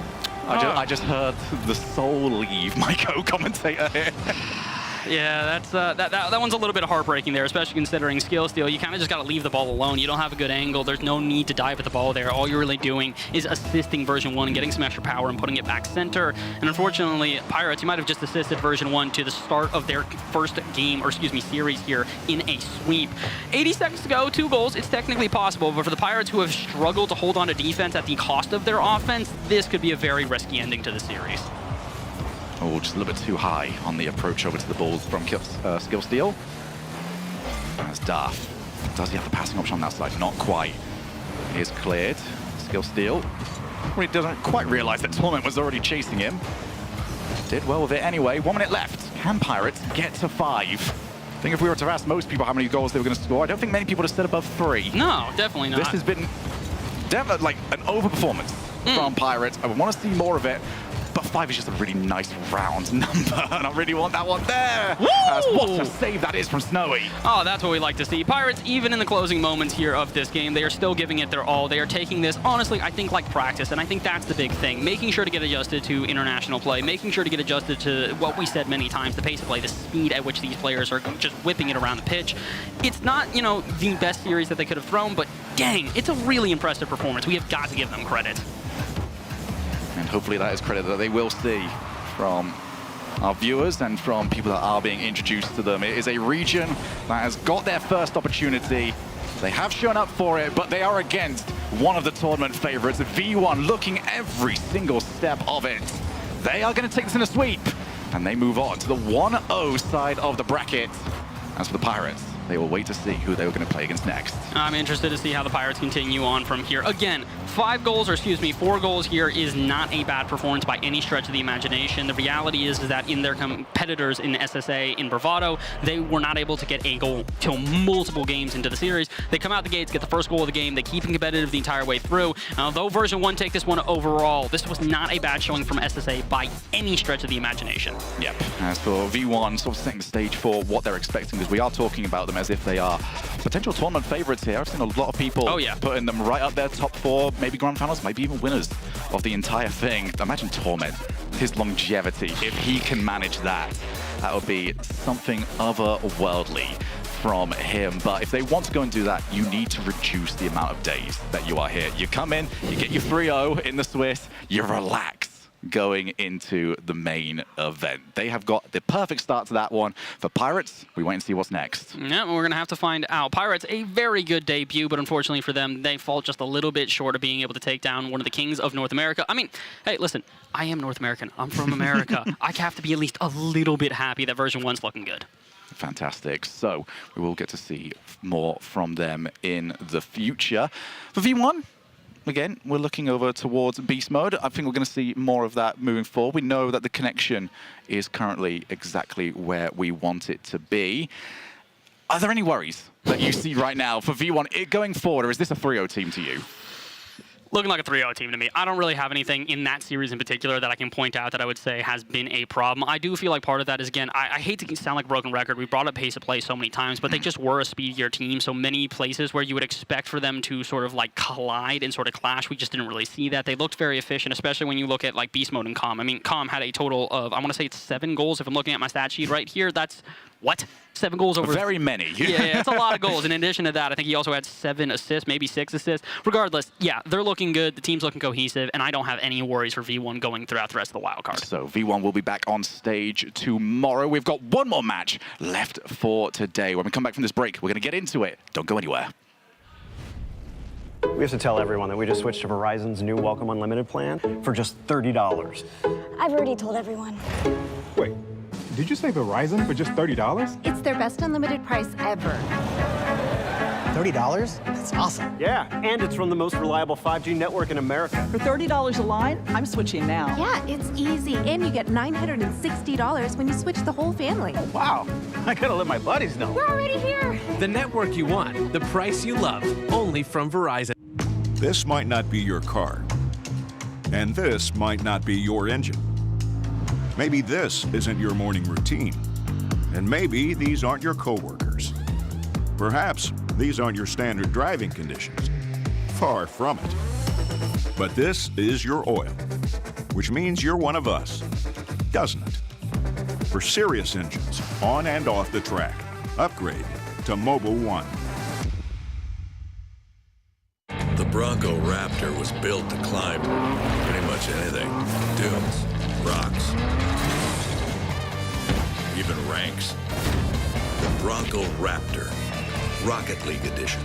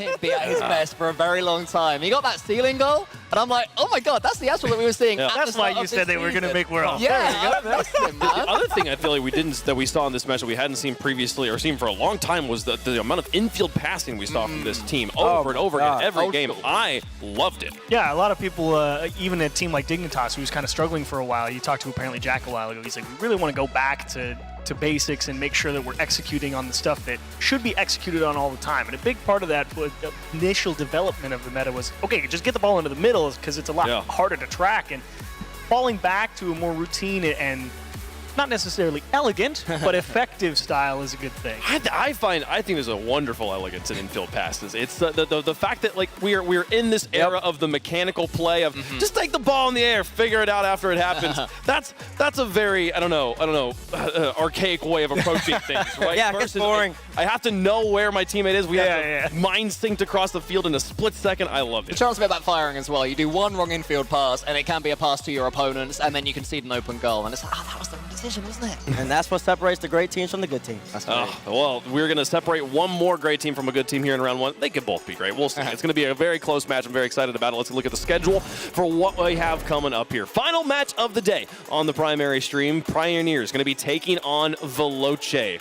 What a matchup and what a story here for many teams. I feel like for many fans, excuse me, who are familiar with Veloce. It's important to clarify who is on this roster. Yeah, very different to the freaky days of old right now for Veloce. This is the new version of themselves, coming from the Middle East. Impressive Senzo and SMW. Such a brilliant team, and since bringing in Senzo, they have just elevated themselves. A man who does have LAN experience of his own, of course. For sure. I believe we saw Senzo playing at the Fall Majors there in coming in as Shine. and what a performance he was able to put up. Shine. I understand they were SRG back then. Senzo, a lot of people were saying they didn't have a lot of pressure on him. That's why Senzo played the well. No. Senzo is an absolutely incredible player. And we're talking about passing.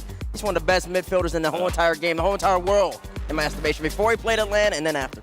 Yeah, for sure. No, he's a force to be reckoned with, and he's going to be a leader here for a team, especially given that lane experience. You'd certainly hope so. Otherwise, and I actually think that this one could be a little bit closer than maybe expected. I think part of me gives the edge over to Veloce, but a part of me says, I don't know. Those guys over on Pioneers have been looking better and better at every live event, so I think there's a lot to step up for SMW and Impressive to make sure that they're on that caliber. It's an interesting battle as well, because OCE, for all this talk of emerging regions and how well they're doing, poor old OCE seem to be falling behind, and certainly the way that a lot of people talk about them is as if they are, but Pioneers are changing that. They are the new guard of OCE, and they're now going to have the new guard of the world in a Middle Eastern team, so it's a really interesting matchup in that regard. I feel like it takes such brass to name yourself Impressive. You have to preemptively look ahead and be like, this is what people are going to say about my gameplay. I mean, it's impressive, and then you also got somebody on Fury called Kyle the Great One. Yeah. And we've seen how that's panned out for him, so impressive. I don't know, he might be following in the Great One's footsteps, but it's important to know that I don't believe that Veloce got here. Due to some airplane travel, all that stuff that happens. I think they got here a little late. I don't think they really had time to really settle in Fort Worth and really get into the actual scrimming mode. So it's going to be interesting to see how they approach this matchup. Well, we'll see Veloce playing for the first time here on the stage. On the other side of the world, it's the BDS, the bane of BDS, KC Pioneers.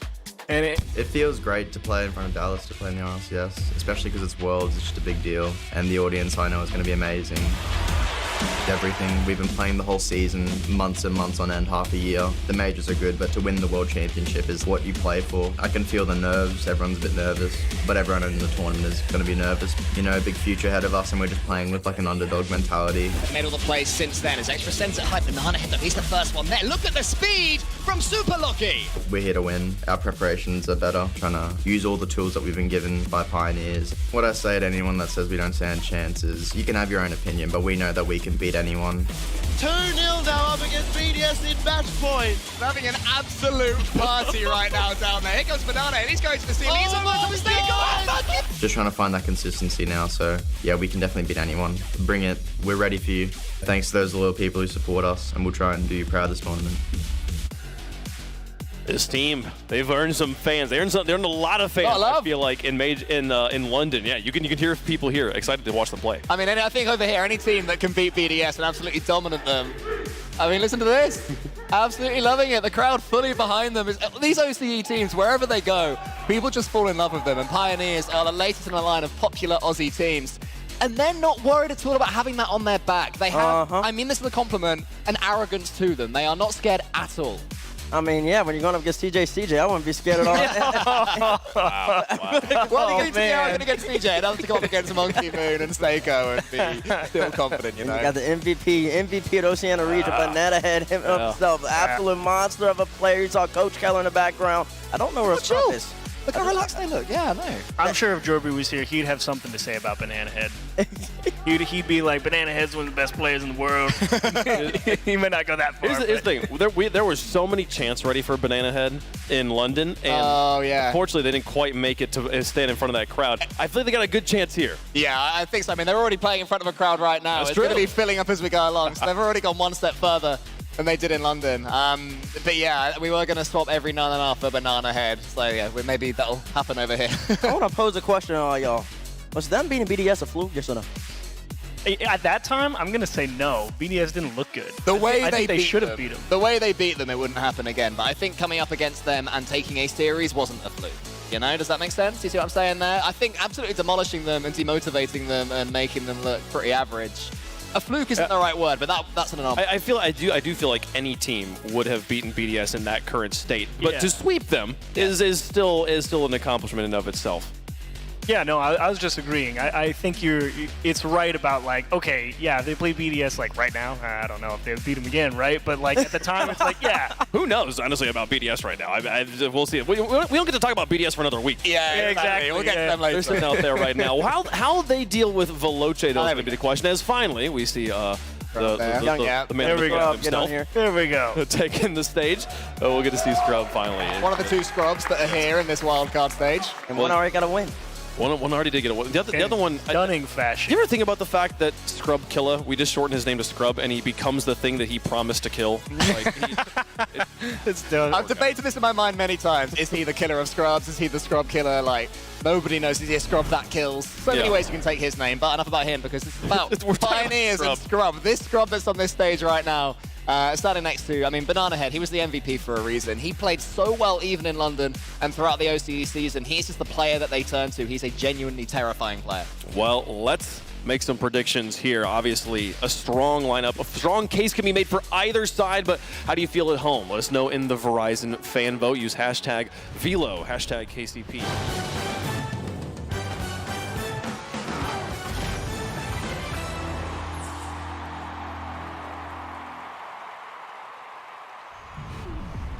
Welcome back, everybody, for the final match of today's B stream. Shogun joined, obviously, by Johnny for this one, and this is probably the one that might very well, or should, break our 4-0 sweep record that we've got going on over here. I think so. This is definitely the closest match of the day for the B stream. We've had a couple of closer affairs in the A stream, with the club taking a couple of games, 01 Esports just taking one game now against Carmine Corp. But I think out of all of the Europe and North American matches today, this is the toughest one. This is the one that really could go to the other region. Yes, absolutely so. And it's two teams that sort of look at it right now, and Semper especially, maybe a lot of questions over their heads coming into this, because they start off the season very, very well, but through either form dips or roster changes, it's not the same team that we've necessarily seen for the whole season, and it's now very curious that now that they are here, how are they going to perform for it? And they've not exactly got an easy one to start off for themselves.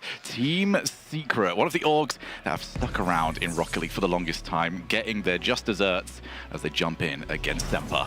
Yeah, Team Secret just recently, of course, sweeping BDS in London. So what's Semper to a team who've already swept a full French lineup of BDS, a world-class team? This is absolutely winnable for Team Secret. In fact, I might lean towards them as the favorite here. Let's look at that, but yeah. Well, I said might, but Semper, they're actually a difficult team to predict in this event, difficult team to predict in this instance, because it's been a while since we've seen them play. We've seen Secret in London. Most of the teams are performing at the World Championship, and indeed the Wildcard have been relatively active recently. Semper not so much, and it really comes down to how well they've prepared for this. As online all throughout the season, they've not been great. They've snuck into the World Championship wildcard at that last team from Europe making it, thanks to the fact that 3 European teams did well enough in London to bring them here.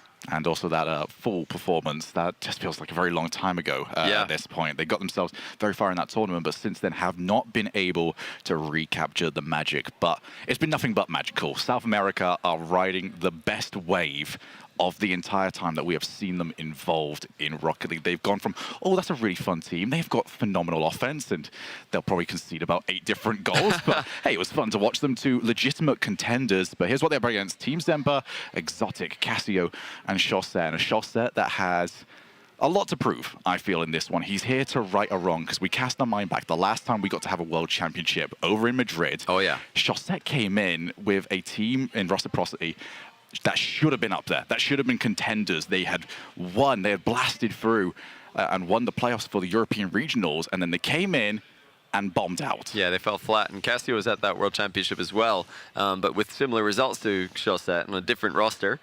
Exotic is the only player on stage right now for Semper who's playing his first ever RLCS LAN matchup, and he's been the guy this split, the new player for Semper, who's really stepped up and I think kept them in this position that they're in right now. They had to leapfrog Evil Geniuses to take this last wildcard spot, and they were able to do it off the back, mainly from Exotic's brilliance online. If that comes to the World Championship wildcard, I think they're in with a great chance of making it into the top 8, but if he has an underperformance at all, I think they're going to be at the mercy of Team Secret here. Yeah, we can see. I mean, anyone that has watched Team Secret know that they are more than capable of just running another team over. They will go for it. And if Semper are not ready to try and bounce back when things are going to go wrong, because they are going to go wrong, Secret are that good, they are going to style on you on occasion. Semper need to be mentally strong enough to say, that happens, let's go again. Let's get ourselves back into this. But for Semper and Exotic, you did bring him up.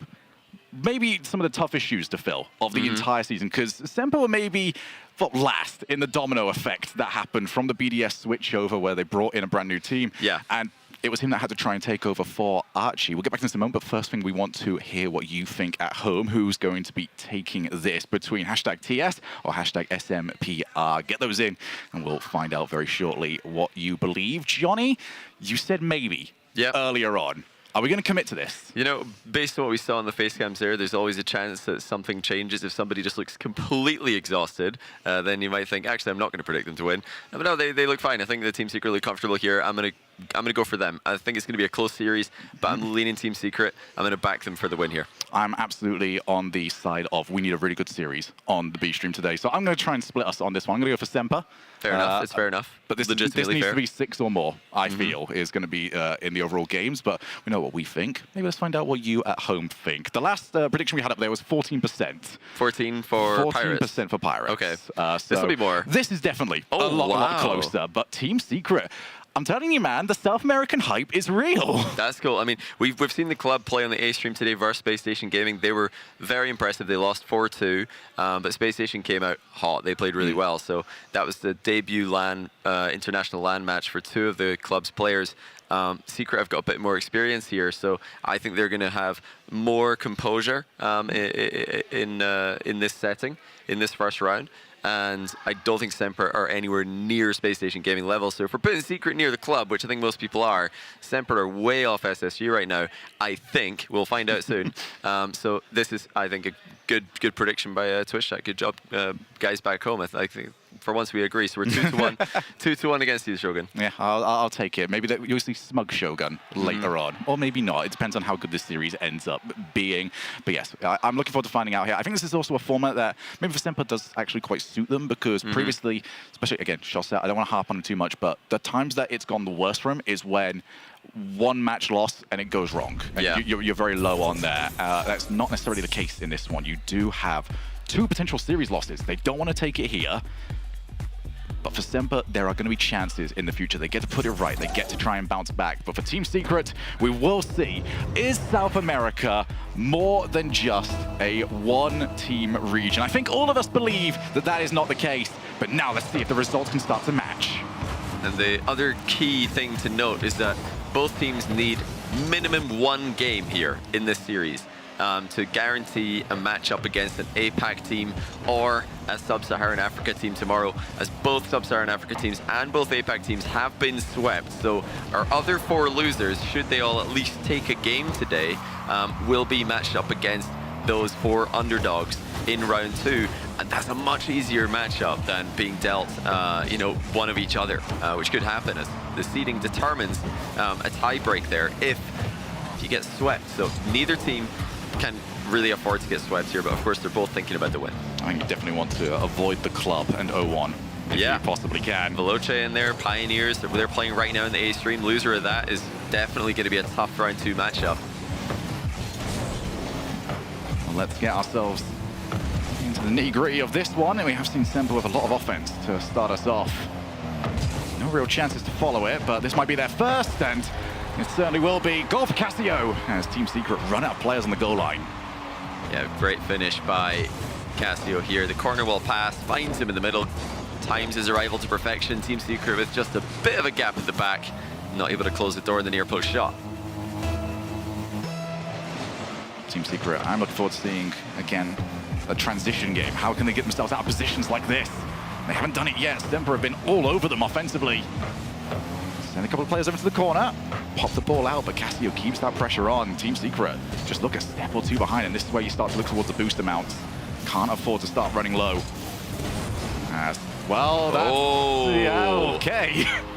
Yeah, you mentioned it there, looking at the boost amounts. Well, looks like they were aware of the potential problem that boost could pose, but Math turns to grab the back corner, expecting at absolute worst a 50-50 there, and the miss leads to another goal for Semper. Semper have been all over them here. They're just breaking them down, just consistently getting 50-50s at worst. Team Secret have got to be careful with their rotations here. That's a good chance. Sad just deflecting off the crossbar. Shawset's able to run it clear. He's got a bit of space actually, with Sad chasing him down from behind. Yeah, if you know anybody is going to be able to transition the ball, it is Shawset. For any criticisms that can be levied across them. Oh, okay. This... Shall we say there's been a couple of whoopsies from either side to start us off. Indeed, that is a big blunder from Casio. He thought he could get up the back wall and half volley that ball as it bounces. But you've got to be careful there, because you do lose a lot of speed while you're transitioning from the floor to the wall. It looks like he just didn't take that into account. Either that or he mistimed it completely, which would be extremely bizarre at this level. Of course, this is the first game on these in this setting. You know, the few teams today have been shaky in the opening game, and I think this is really beneficial that they've got the wild card. It's going to be 3 exotic punches, another one in for Semper. It didn't take much. Casio just lobs it down the middle. There's a gap at the back once again for Team Secret. Math going early on the pre-jump. Slow shot from Exotic goes through. And for Semper, I think that's really important as well, because they did start off so well. They were outclassing Team Secret, but they gave up a very, very weak goal. I'm sure that they would be quite in agreement with me on that one. And you don't want to just lose half your work off something that bad. So at least they do get to re-establish their 2-goal lead. But for Team Secret, they'll be looking at the way this performance has gone as we see a team bump over in the corner that invites Semper right back in. This is not the Team Secret that I and many others have got accustomed to seeing. They are being styled on by Semper. I mean, Semper, again, are just efficiently beating their opponents to the ball. That's a great beat by Shawset. Demo connects from Casio as well. And an easy finish. Shawset's having a great laugh at this one. They're looking across each other, Shawset and Exotic, after every goal. Here, a lot of talk going on between the goals, but they can't have been expecting this strong of a start. Here's Math, ends up leaving it for Night. Shot, top bins. Okay. 2 goals more needed, but Team Secret ramping up of the kickoff. Yeah, Night key play there to demo his man before advancing. Looks like he actually did pick up enough boost there to slam the ball top corner. Still a long way to go, exactly half the game remaining. Team Secret have been pretty clinical with their opportunities. Problem has been defense. They've just conceded far too many chances. 6 goals in only 2.5 minutes. An offensive spectacle, I feel, from both these teams. They go back into the midfield. Sad does boom long. Casio made a mistake here earlier on. Not going to find the same troubles with the backboard clear. Math still sticking with it. Almost got past Shawset, but instead Shawset powering the ball back down the field. Trying to find Math, but that was really hopeful, and that was such a loose ball that gives Semper the opportunity to try and break away. Semper doing what they need to do in this matchup. I think they understand the defensive weaknesses that Team Secret have got.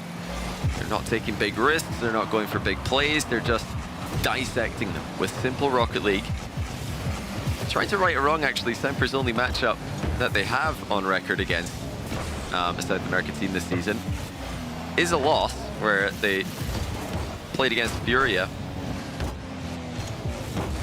They're trying to fix that here, and I think so far they're doing pretty well. If they can keep this up, Secret are going to need to step up their game. Yeah, this is one of those ones that if we stick like this and get towards the end of this game with the result intact, we'll ask, all right, what was Semper doing? Well, it was just good Rocket League. Fundamental Rocket League, doing it at their best. We do get the ball on the line, and Chaussette will bundle the ball over, give them that 3-goal lead. And outside of a calamity, Semper should have this game won. Yeah, with 1 minute to go, now it is pretty beyond Team Secret. They've been taking a ton of risks with their midfield play already, so I expect that to continue. Of course, that's a necessity when you're down by 3 with a minute to go. The mistakes came much earlier in this game. No reason to be leaving big gaps at the back and just giving free routes on net to Semper. They've got to at least force Semper to work for their goals. Semper did not need to do that this time around. And I tell a lie, actually. I told you Semper are trying to right or wrong here. In fact, they beat Furia in the fall split, so they're trying to go 2-0 against the South American opponents. Of course, fall split was playing with Archie, now it's with Exotic, but the results so far looking pretty similar. I think Semper sort of sharing out the duties a little bit more regarding overall ball play. Originally, that was Archie's job. We expected Exotic to almost be like a one-to-one fill-in for that sort of position. Instead, now, I think they sort of realize that that's not how this works. As the infield pass comes in, Chaussette tasked with getting in the way. And at least for against Team Secret, the transitions have been really good. Chaussette, big enough just to put off the shot. I do like the way they pre-jumped it because it made the shot feel like it had to be as close to the post as it possibly could have done, and the accuracy not quite there. That is game 1 for Semper. I'm expecting a pace change for game number 2 from Team Secret. That's a great goal to finish things off. Nothing more than consolation for the South Americans.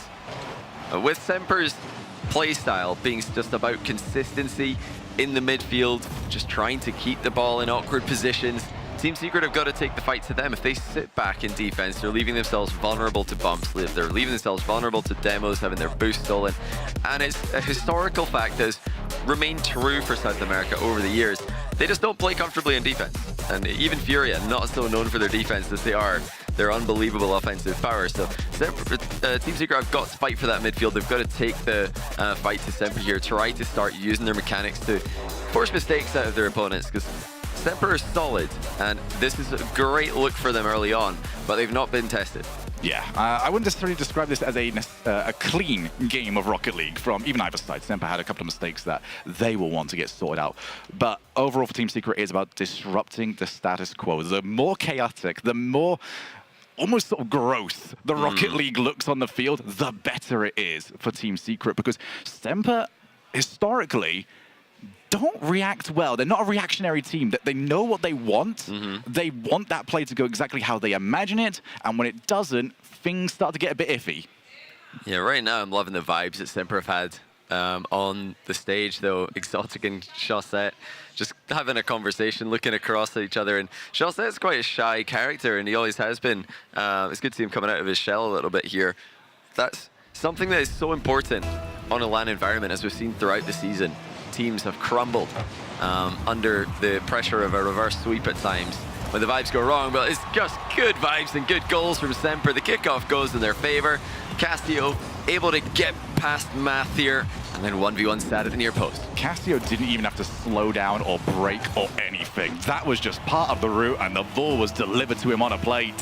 Finished the job off 3 seconds into game number 2. And again, the kickoff going in the favor of Semper. Cassio now off the wall. Saw the early play there from Math, realized that he was going to get bumped if he just stayed still. Semper have got players everywhere. Maybe not the best clear this time around. It's the first time Math's really going to have a chance to set something up off the ceiling. And you just saw 3 players already in waiting. Let's send the first missile and get rid of it. I like that idea, though, from Team Secret. Those big plays are something that they are capable of, and it's a style that they're going to need to do to force Semper out of their comfort zone. Because when it comes to the standard Rocket League, Semper are perfectly happy to do this for 7 games if need be. Secret have got to make this weird. They've got to make this scary. They've got to use their mechanics to get Semper to panic in key moments. Especially when you've got a player like Casio around here who has spent a lot of his career on teams that are very good at maintaining a level and keeping that consistency up the entire time, waiting for your mistakes. That hasn't been what Semper have had to do here. But it's something that they are capable of, should that be a necessity. Naf looking for a way out, does find it. Exotic now called it into action, goes for the backboard, realizes Knight has to get up to it. He does exactly that. But a little bit of a boost check there from Semper. And why not? Because you look at the boost right now of Team Secret, it's not amazing. They're a couple of plays away from just being completely out of it. Good flick, but this is the confidence of Semper. How often do you see rotations cut by them that aggressively? Yeah, Semper know they've got to play as a team here. They're defending as a unit. That's a double commit though. Depending on the spawn, the net might be open, and it is if the bump connects, but it's the post to the rescuer, Semper. You know, like I mentioned, that spawn is the key. The player was bumpable, he was bumped. Shot had to be better there. And do not get many of those opportunities, not at this level.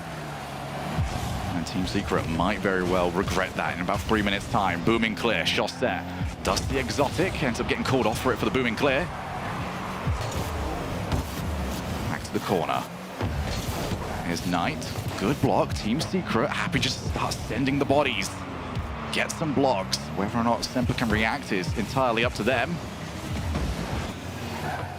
But this has been maybe the biggest problem that we've seen. Now that we're getting Team Secret with a lot of possession, this one has worked out a little bit better for them, but we're getting Team Secret clears that are landing on the floor, not getting towards the backboard. It's just a handover of possession a lot of the time. If you are going to go for those clears, you need it to be awkward for Semper. Instead, it's actually perfect because it's just possession.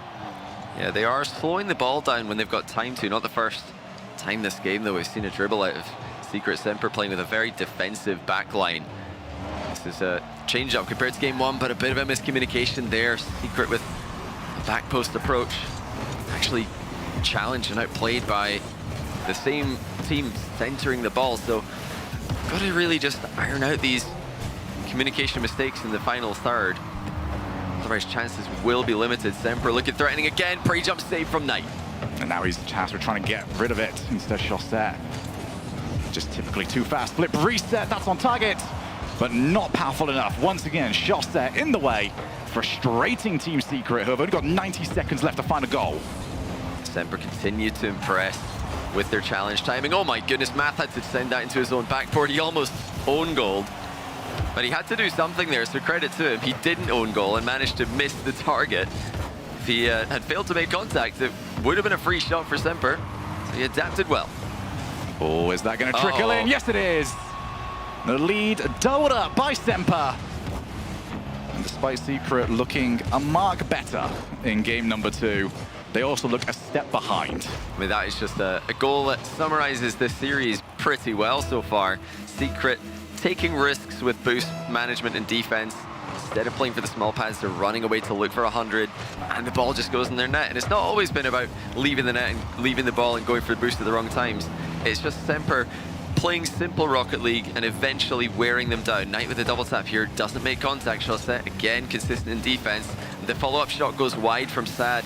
So many chances, missing the target from Team Secret in this game. This is a game that they'll think they could have won. They finally got one on the board, as they give Semper a taste of their own medicine. Yeah, I think a lot of us were looking at this, and if Secret got to the end of this game without a single goal, there would have been the major question of how, of the position and the chances that they had received.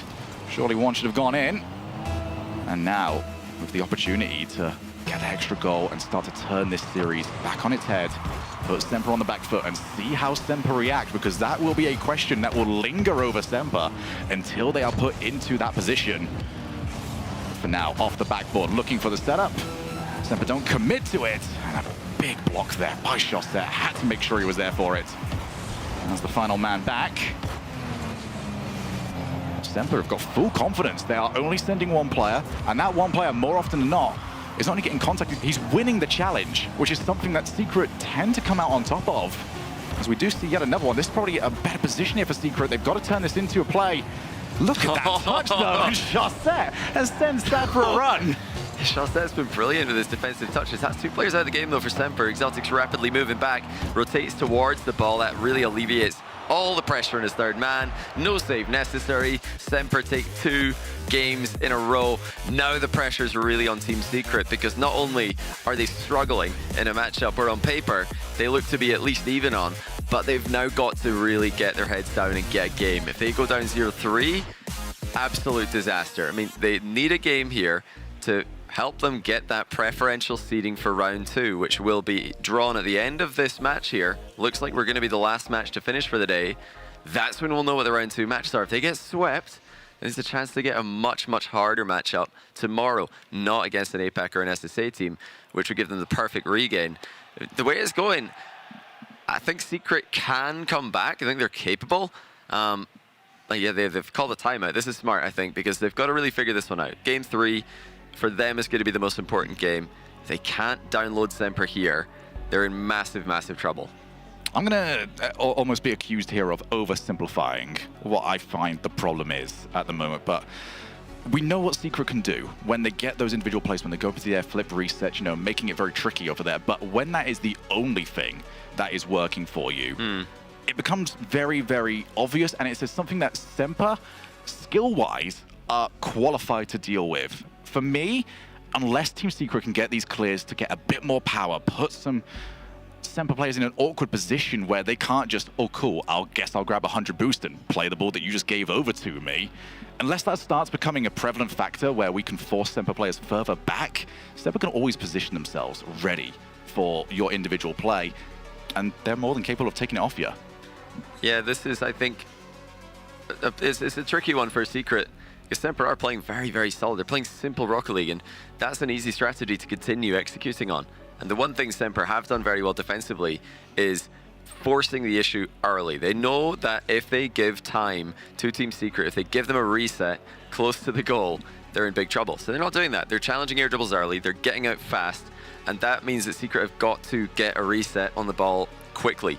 At least threaten something, some kind of variety in their air dribbles. Because if Semper are just flying straight to the ball immediately, and you're not moving the ball in some direction to change its course, then they're going to make contact. So Secret need to try and go for early resets here with their aerial plays. I think the standard air dribbles are just getting countered. Semper are just going high every single time. And if Semper keep doing what they're doing, they're not going to concede flashy goals, which really limits Secret's pop-off potential as well.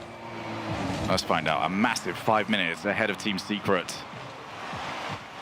It's been a few teams that we have looked at and said, all right, you know, this maybe isn't the round where your entire tournament is decided, but I feel like for both these teams, this is one of the massive ones, because this is the sort of standard of team that you are expecting to see maybe later on in the tournament. Okay. Perfect start from Knight. 17 seconds in. A huge infield pass from Sad connects with the Knight, who's stuck around in the Semper half there. Just made himself an option. That is exactly what Secret needed. If they can just try to switch up the pace, I think it's about the bursts of speed against Semper. I don't think it's necessarily about the consistent pressure. Semper have handled that brilliantly. If they can just surprise them with bursts of speed, they've got a chance to come back, and that's a huge play as well. Sad actually covering the goal as third man. We've seen so many mistakes where the third man's just drifted out of position. In fact, the Sad's in the net there. Another good sign for Secret. We do get Secret back in the offense. Infield going to be much more difficult to play for this time around. It was good to see, just a different idea, not slow playing it, not going for what has been proven not to work against Semper. And Semper not ready for it whatsoever. It's very close. Shawset now, reset from himself. He's got Exotic. They both go for the bump. What? That was outright bullying. Oh, great job by Castillo. He spotted a chance to stall for time there, take the ball for free. Otherwise, he would have been in a 1v2. That was ridiculous as bump connected Sad with a nice deflection onto the back wall. Exotic staying on the active side of rotating again.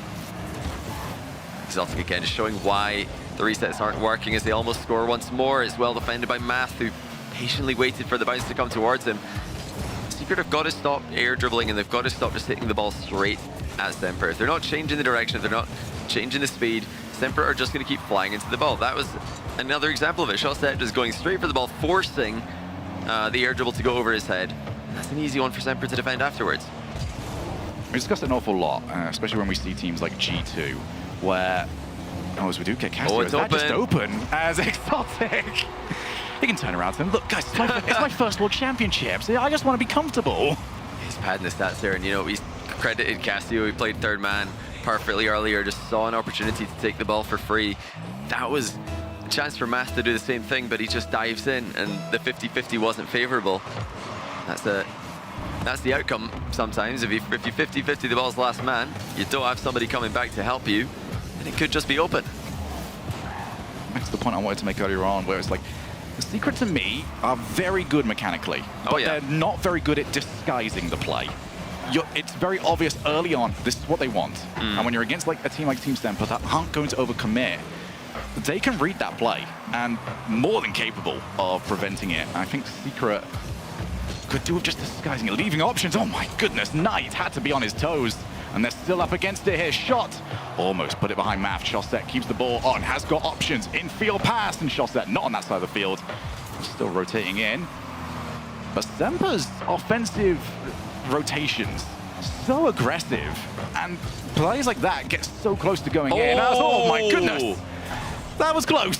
Yeah, not a lot of boost for Exotic there. He just got the necessary touch to deny the long shot. Huge ceiling challenge now for the same man. Actually put the ball past Knight. Fake called. Casio comes in, and he's denied by Sad. But I love that fake aerial there from Exotic, just drawing attention away from the incoming shot. Exotic, actually very heads-up play there. Got the player and the boost. Once again, the player is gone. Semper getting very physical to defend their side of the field. Once again, can they get off the backboard? Almost read perfectly again by Exotic. His shot set. Looks for the transition. Didn't quite hook the ball up as he got the wave dash. Look at this offense. Shosette has got the infield if he wants it. Ends up leaving it. Math clears. Knight realizes he's got time. Not too much of it. Pops back down to Math. And Exotic will be somewhat confident that was going to hit the post, but make sure it was away anyway. Yeah, lackluster shot again from close range. Team Secret continue to survive these long shots from Semper. The game plan is consistent, it's simple from Semper. And it's worked for them for the past 2 games, so there's no point in changing it. Just continue to pepper the net, continue to press forward, and hope that eventually Team Secret make that mistake they have kept making in both of the games before this one. If Secret are going to make a series of this, the next minute could not be more important. Math, 29 boost, what can he do with it?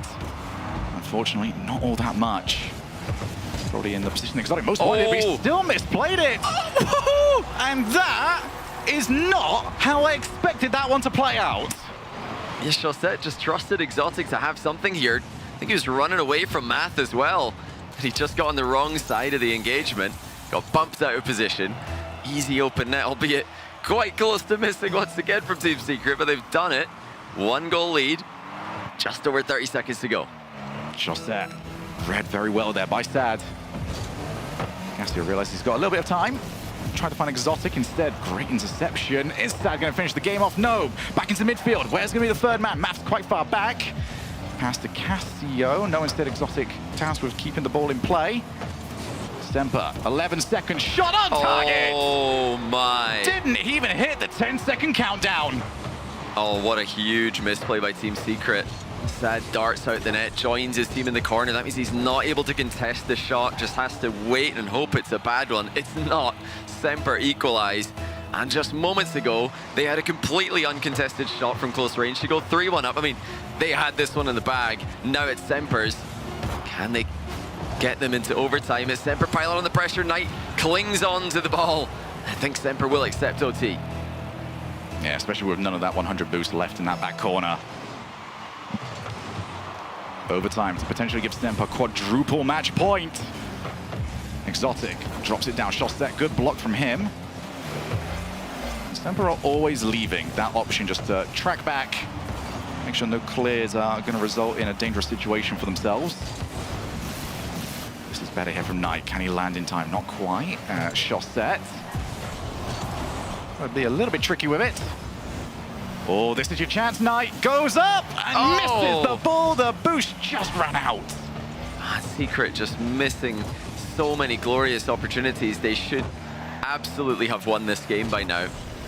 Semper continue to be the more consistent team by a mile. Sad against Cassio, sad. Carl Langford 2 ahead of him. Nav's just sticking around here. You can see Knight wanted to get into the rotation. He ends up getting there, almost frustratingly launching himself at the bowl. And that gave at least possession and territory back to Semper. Good play, almost. Well, Knight goes from giving possession over to at least saving the game for his team. Can Team Secret convert that into a game-winning chance? For now, they are up against the onslaught of offense. Now Semper just settle down in that midfield, what they have done all series long. Yeah, you tell Secret just are not comfortable defending today. They're not comfortable with their finishing either. They've had moments where it looks like they're starting to pull it together, but they have been pretty few and far between. It's a good first touch by Knight. He is shut down early before he can do any real damage. Mass air dribble. Actually does go past Exotic here, but Semper look the more composed when they're tested in these positions. I think it's all to do with how they're making space for each other. They're challenging early so that their teammates behind them don't have to wait until the last second to react to a big play. Just loitering around is Cassio.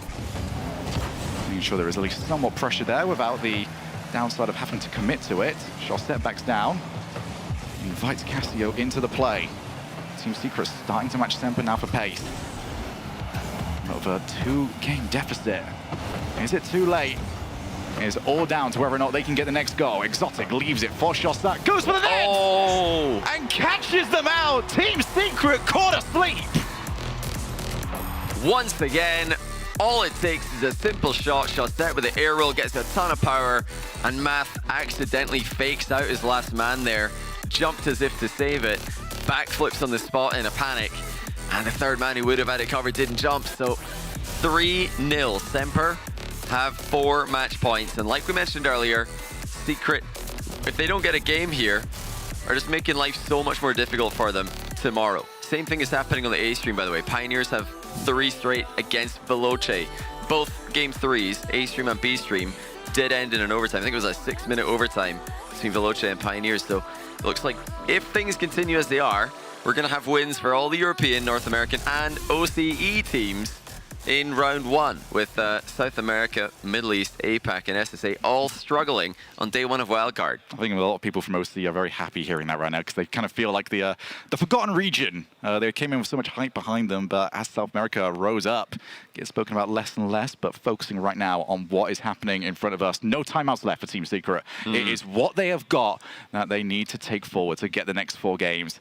Unfortunately, this needs to be the pop-off of all pop-offs, because the consistency has not been there. Oh, it's been way off. I mean, these are players who we've seen on LAN before. They've swept BDS in London just a month ago. And even before then, these are players who have put up impressive performances. I think the results in the winter split didn't really do them justice at the major in LA. We all saw that they could play. They have just completely failed to show up today. The finishing has been a mile off. Easy shots just being sent into the crossbar, sent into the post, sent into slowly towards goalkeepers. And this is a team who can score bangers. So I really don't know what's gone wrong for them today, but defensively as well, really nothing to write home about. Semper have been consistent. I think Chaussette's been phenomenal. And if he can keep this up, and if Semper can keep this up, they're definitely going to be one of the teams in the conversation to make it out of Wildcard and into the main event. We're all talking about Exotic coming in here. Well, Chaussette's played brilliantly. Cassio's not really made any mistakes. They're down by 1 here. That's much better from Team Secret. Team Semper have another gear to go to, even if Secret do elevate. Really like that, though. Just made sure that they covered off the extra player. No, they have the pace advantage anyway. Team Secret just making sure of it. I do like that you shout out Chaussette there as well, because I feel like a lot of people, despite sort of acknowledging that the last few years haven't been what Chaussette wanted it to be, I think he's right up there for players that most people want to see succeed. Oh, of course. I mean, he never had RLCS success to match his success in other LANs and other tournaments.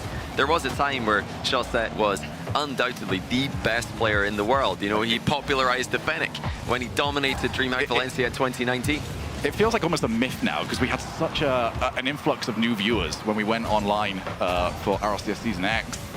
It's almost a myth now of DreamHack Chaussette, Fennec Chaussette, people have heard about it so much. He 1v3'd Cloud9 in He beat everybody easily. He 1v3'd Cloud9, who were one of the most successful LAN teams of all time, and playing well that event. They were up, and then Shawset just decided, you know what, I'm just going to win today, and 1v3'd them. Everybody starts looking at the Fennec a bit differently after that day. So the fact that he's getting back to some LAN glory is wonderful to see for a player like Shawset. And, you know, Casio as well, we mentioned the World Championship for these two in Season 8 didn't go too well. So this is a chance for them to get some wins on the board, prove that their online results recently are not the indication of how well they're going to play at this event. Let's have another one. It's almost stuck in. It's a bit unlucky for Team Secret that it's bounced out, but they've just got to stay calm here. Last time this happened, when they missed an opportunity, they lost the goal immediately the other end. Yeah, Can they just slow down here, be careful not to do the same thing again? That's definitely one of those plays that you just sort of nod your head and go, yeah, those ones happen. Yeah. Zero boost, I'm not getting to it. We just sort of see how the game plays out for us. For Team Secret, a reasonably quiet affair ever since that they got that opening goal.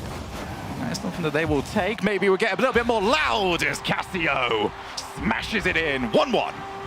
A brilliant back post approach from Casio. Always knows that there's a chance the ball fires across the box quickly. He's ready for anything. Secret aren't ready for anything. And that's an easy tie game for Semper. They've just played so simple today, but effectively against a floundering Team Secret. If there's anything that we know Casio can do, it is shoot the ball. That is where he made his name. As he was getting up through the rival series, he was always up there, top of the scoring per game. Is that one open? Oh, the crossbar my. just despises Team Secret. That's twice this game. It's a shame for Team Secret that things are just not going their way at times, but really, have they deserved any wins here? I don't know if they have, with how many easy chances they've squandered, how many big mistakes they've made in defense. They've got another one here, and they take it. Math puts in the second goal. Just like Game 3, they've got their noses in front. Now, can they do what they didn't do in Game 3 and keep it that way? There is definitely a world right now where this is looking likely to be a 2-2 series. That's not the one we're in. Team Secret have got to keep this up. Got to keep the offense rolling and keep Shawset away from shots. But for once, Shawset's shooting just a little bit lackluster right down the middle, and there was two players in the way.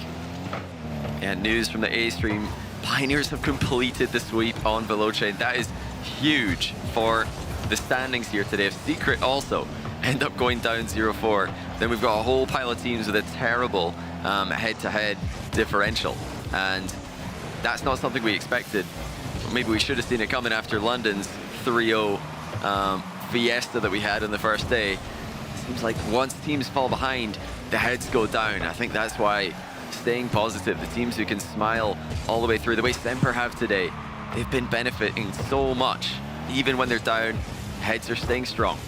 Very easy to smile, though, when you are playing as well as Semper have throughout the majority of this series. They've still got to get it back, and the shooting off the post this time around. We've done crossbar, we've done post. Team Secret, though, unable to find that third goal.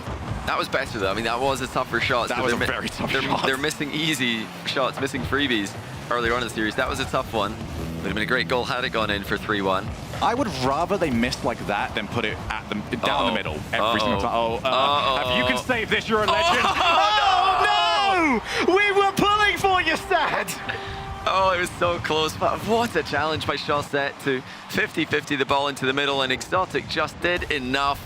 If he doesn't force Sad all the way back into the goal like he did, then that 50-50 bounces into the corner. But the fact it was so close to the line means that it does just go into the goal.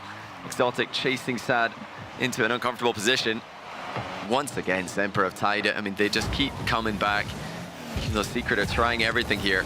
It's been a bad day for them, but they're talented enough to get goals on a bad day, clearly.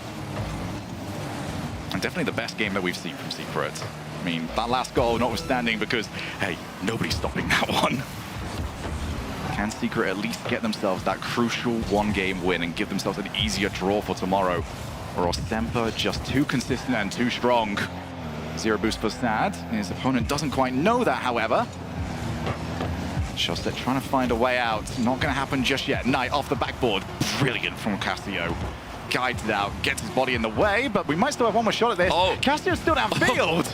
And Mav had enough wherewithal to make sure he was around to put some pressure on the shot, but this is not over just yet. Team Secret probably happy to see the ball hit the floor. We go to overtime. Secret can really help themselves out here by just getting one game. The series win seems oh so far away, but one game is just one goal away. And if they can get that, they give themselves a better win-loss than 5 other teams who have lost in day one in a sweeping fashion. They can put themselves into the top half here. Math had a chance, but he's too close, couldn't react. Still Secret with the pressure, miss comes through, but again, Secret can't capitalize. That's huge for Secret as well, because if that was contact made, hey, we're going to have people scrambling to get back, maybe not in time. Castillo, Shostat I should say, can't get in front of the ball. It's rather unfortunate for him, out of boost. Castillo though, daring towards a challenge, is that going to go in? Yes it is! Sweep for Semper! What a goal by Castillo to finish things off. That last touch absolutely necessary to beat Knight to the punch and to get the ball on target. They have all shown up. Huge series for Semper. They were consistent. They came back from behind in 2 games there, even when Secret started to rally after the timeout, and they sweep their opponents. That is a huge surprise. I mean, I thought Secret were the slight favorites here, but unfortunately for them, unfortunately for South America, they are way off their pace that they started off day one London with.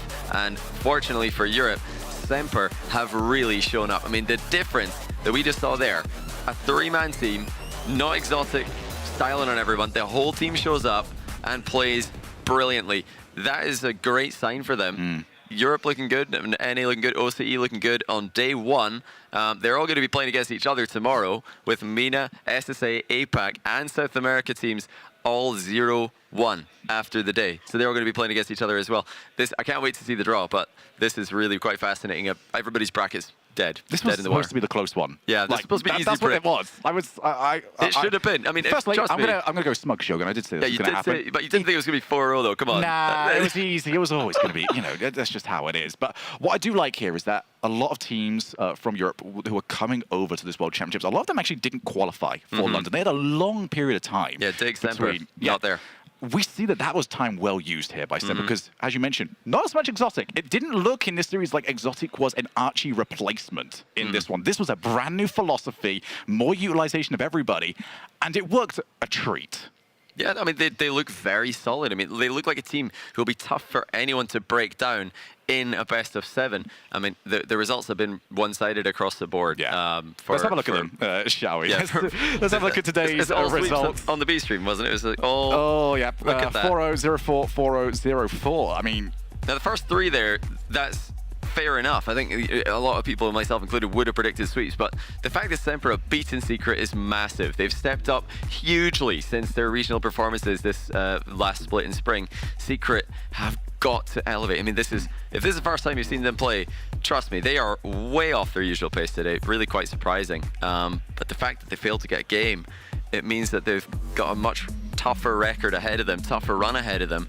Every game matters in the Swiss bracket, helps out your ties, hopefully gives you easier opponents because the teams who have done the best will be playing against the teams who have done the worst tomorrow. And to your point on that one as well, there's a lot of these teams now just wondering, why did everybody have to sweep? Because if you had the better game differential today, then maybe when we go to day number 3 and you're looking at your potential matches, because everybody swept, there's no advantage that you've really gained from today. And maybe the same can be said as well for everybody in the 0-1 side of the bracket. But this is just day 1 down. Very Londonish feel from it all. It's good. We're saving the we game know how 7s. London went. Like, it always happens. All sweeps and then all game 7s. So if I see anybody's going, oh, okay, it's just all sweeps. The first few days, never the indicator of how it all goes. It's tough to come back in a best of 7, and the teams who can come back in a best of 7 are the teams who'll go far in this tournament. We've seen teams do it before. We've seen Space Station come back. We've seen multiple comebacks from SSG actually, and we've seen G2 do this. We've seen Moist, formerly Queso, do this. The teams who are winning, the teams who are making it deep in tournaments, are teams who can produce their best when they're down 2-0, down 3-0. If you can't do that, then you're not coming back, no matter how long the series is, because you've got to be able to just solidify. You've got to have some kind of level to fall back on when you're not playing your best, and Secret just didn't have that. If they're not peaking, if they're not popping off, then their next level down is apparently way down here. Yeah. And they've got nothing. They've got to find somewhere in between that they can reset to before round 2. So, ending on sort of a positive note here before we end up going anywhere. Of all the teams that we've seen 4-0, we've got a whole bunch of teams that have done really well. What was the most impressive team? Who is looking for the 4-0s? best? Well, it's a bit of an interesting one because V1, of course, had the matchup against SSA, and so did Renegades, and then Dignitas and I've forgotten who had the other. Optic had the matchup against APAC. So I think those wins, it's hard to gauge where those teams are at. Bit easier to gauge teams like Semper. They just beat Secret. Yeah. That's a more impressive 4-0 than SSA and APAC, who have yet to have a win internationally. All right, well, it has been fantastic to see not only all of you here, but also all of these emerging regions. Join us tomorrow for even more Rocket League action. Thank you, and goodbye. We have to tell everyone that we just switched to Verizon's new Welcome Unlimited plan for just $30. I've already told everyone.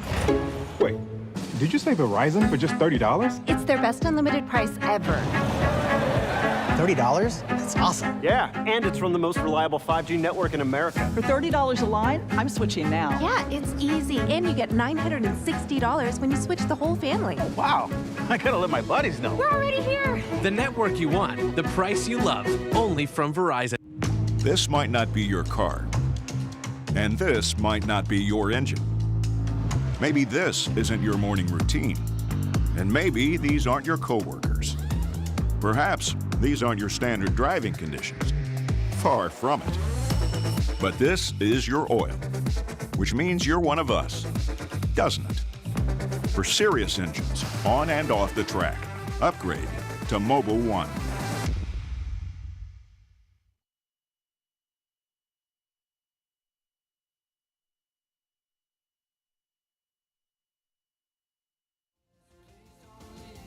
The Bronco Raptor was built to climb pretty much anything. Dunes, rocks, even ranks. The Bronco Raptor, Rocket League Edition. The Bronco Raptor was built to climb pretty much anything.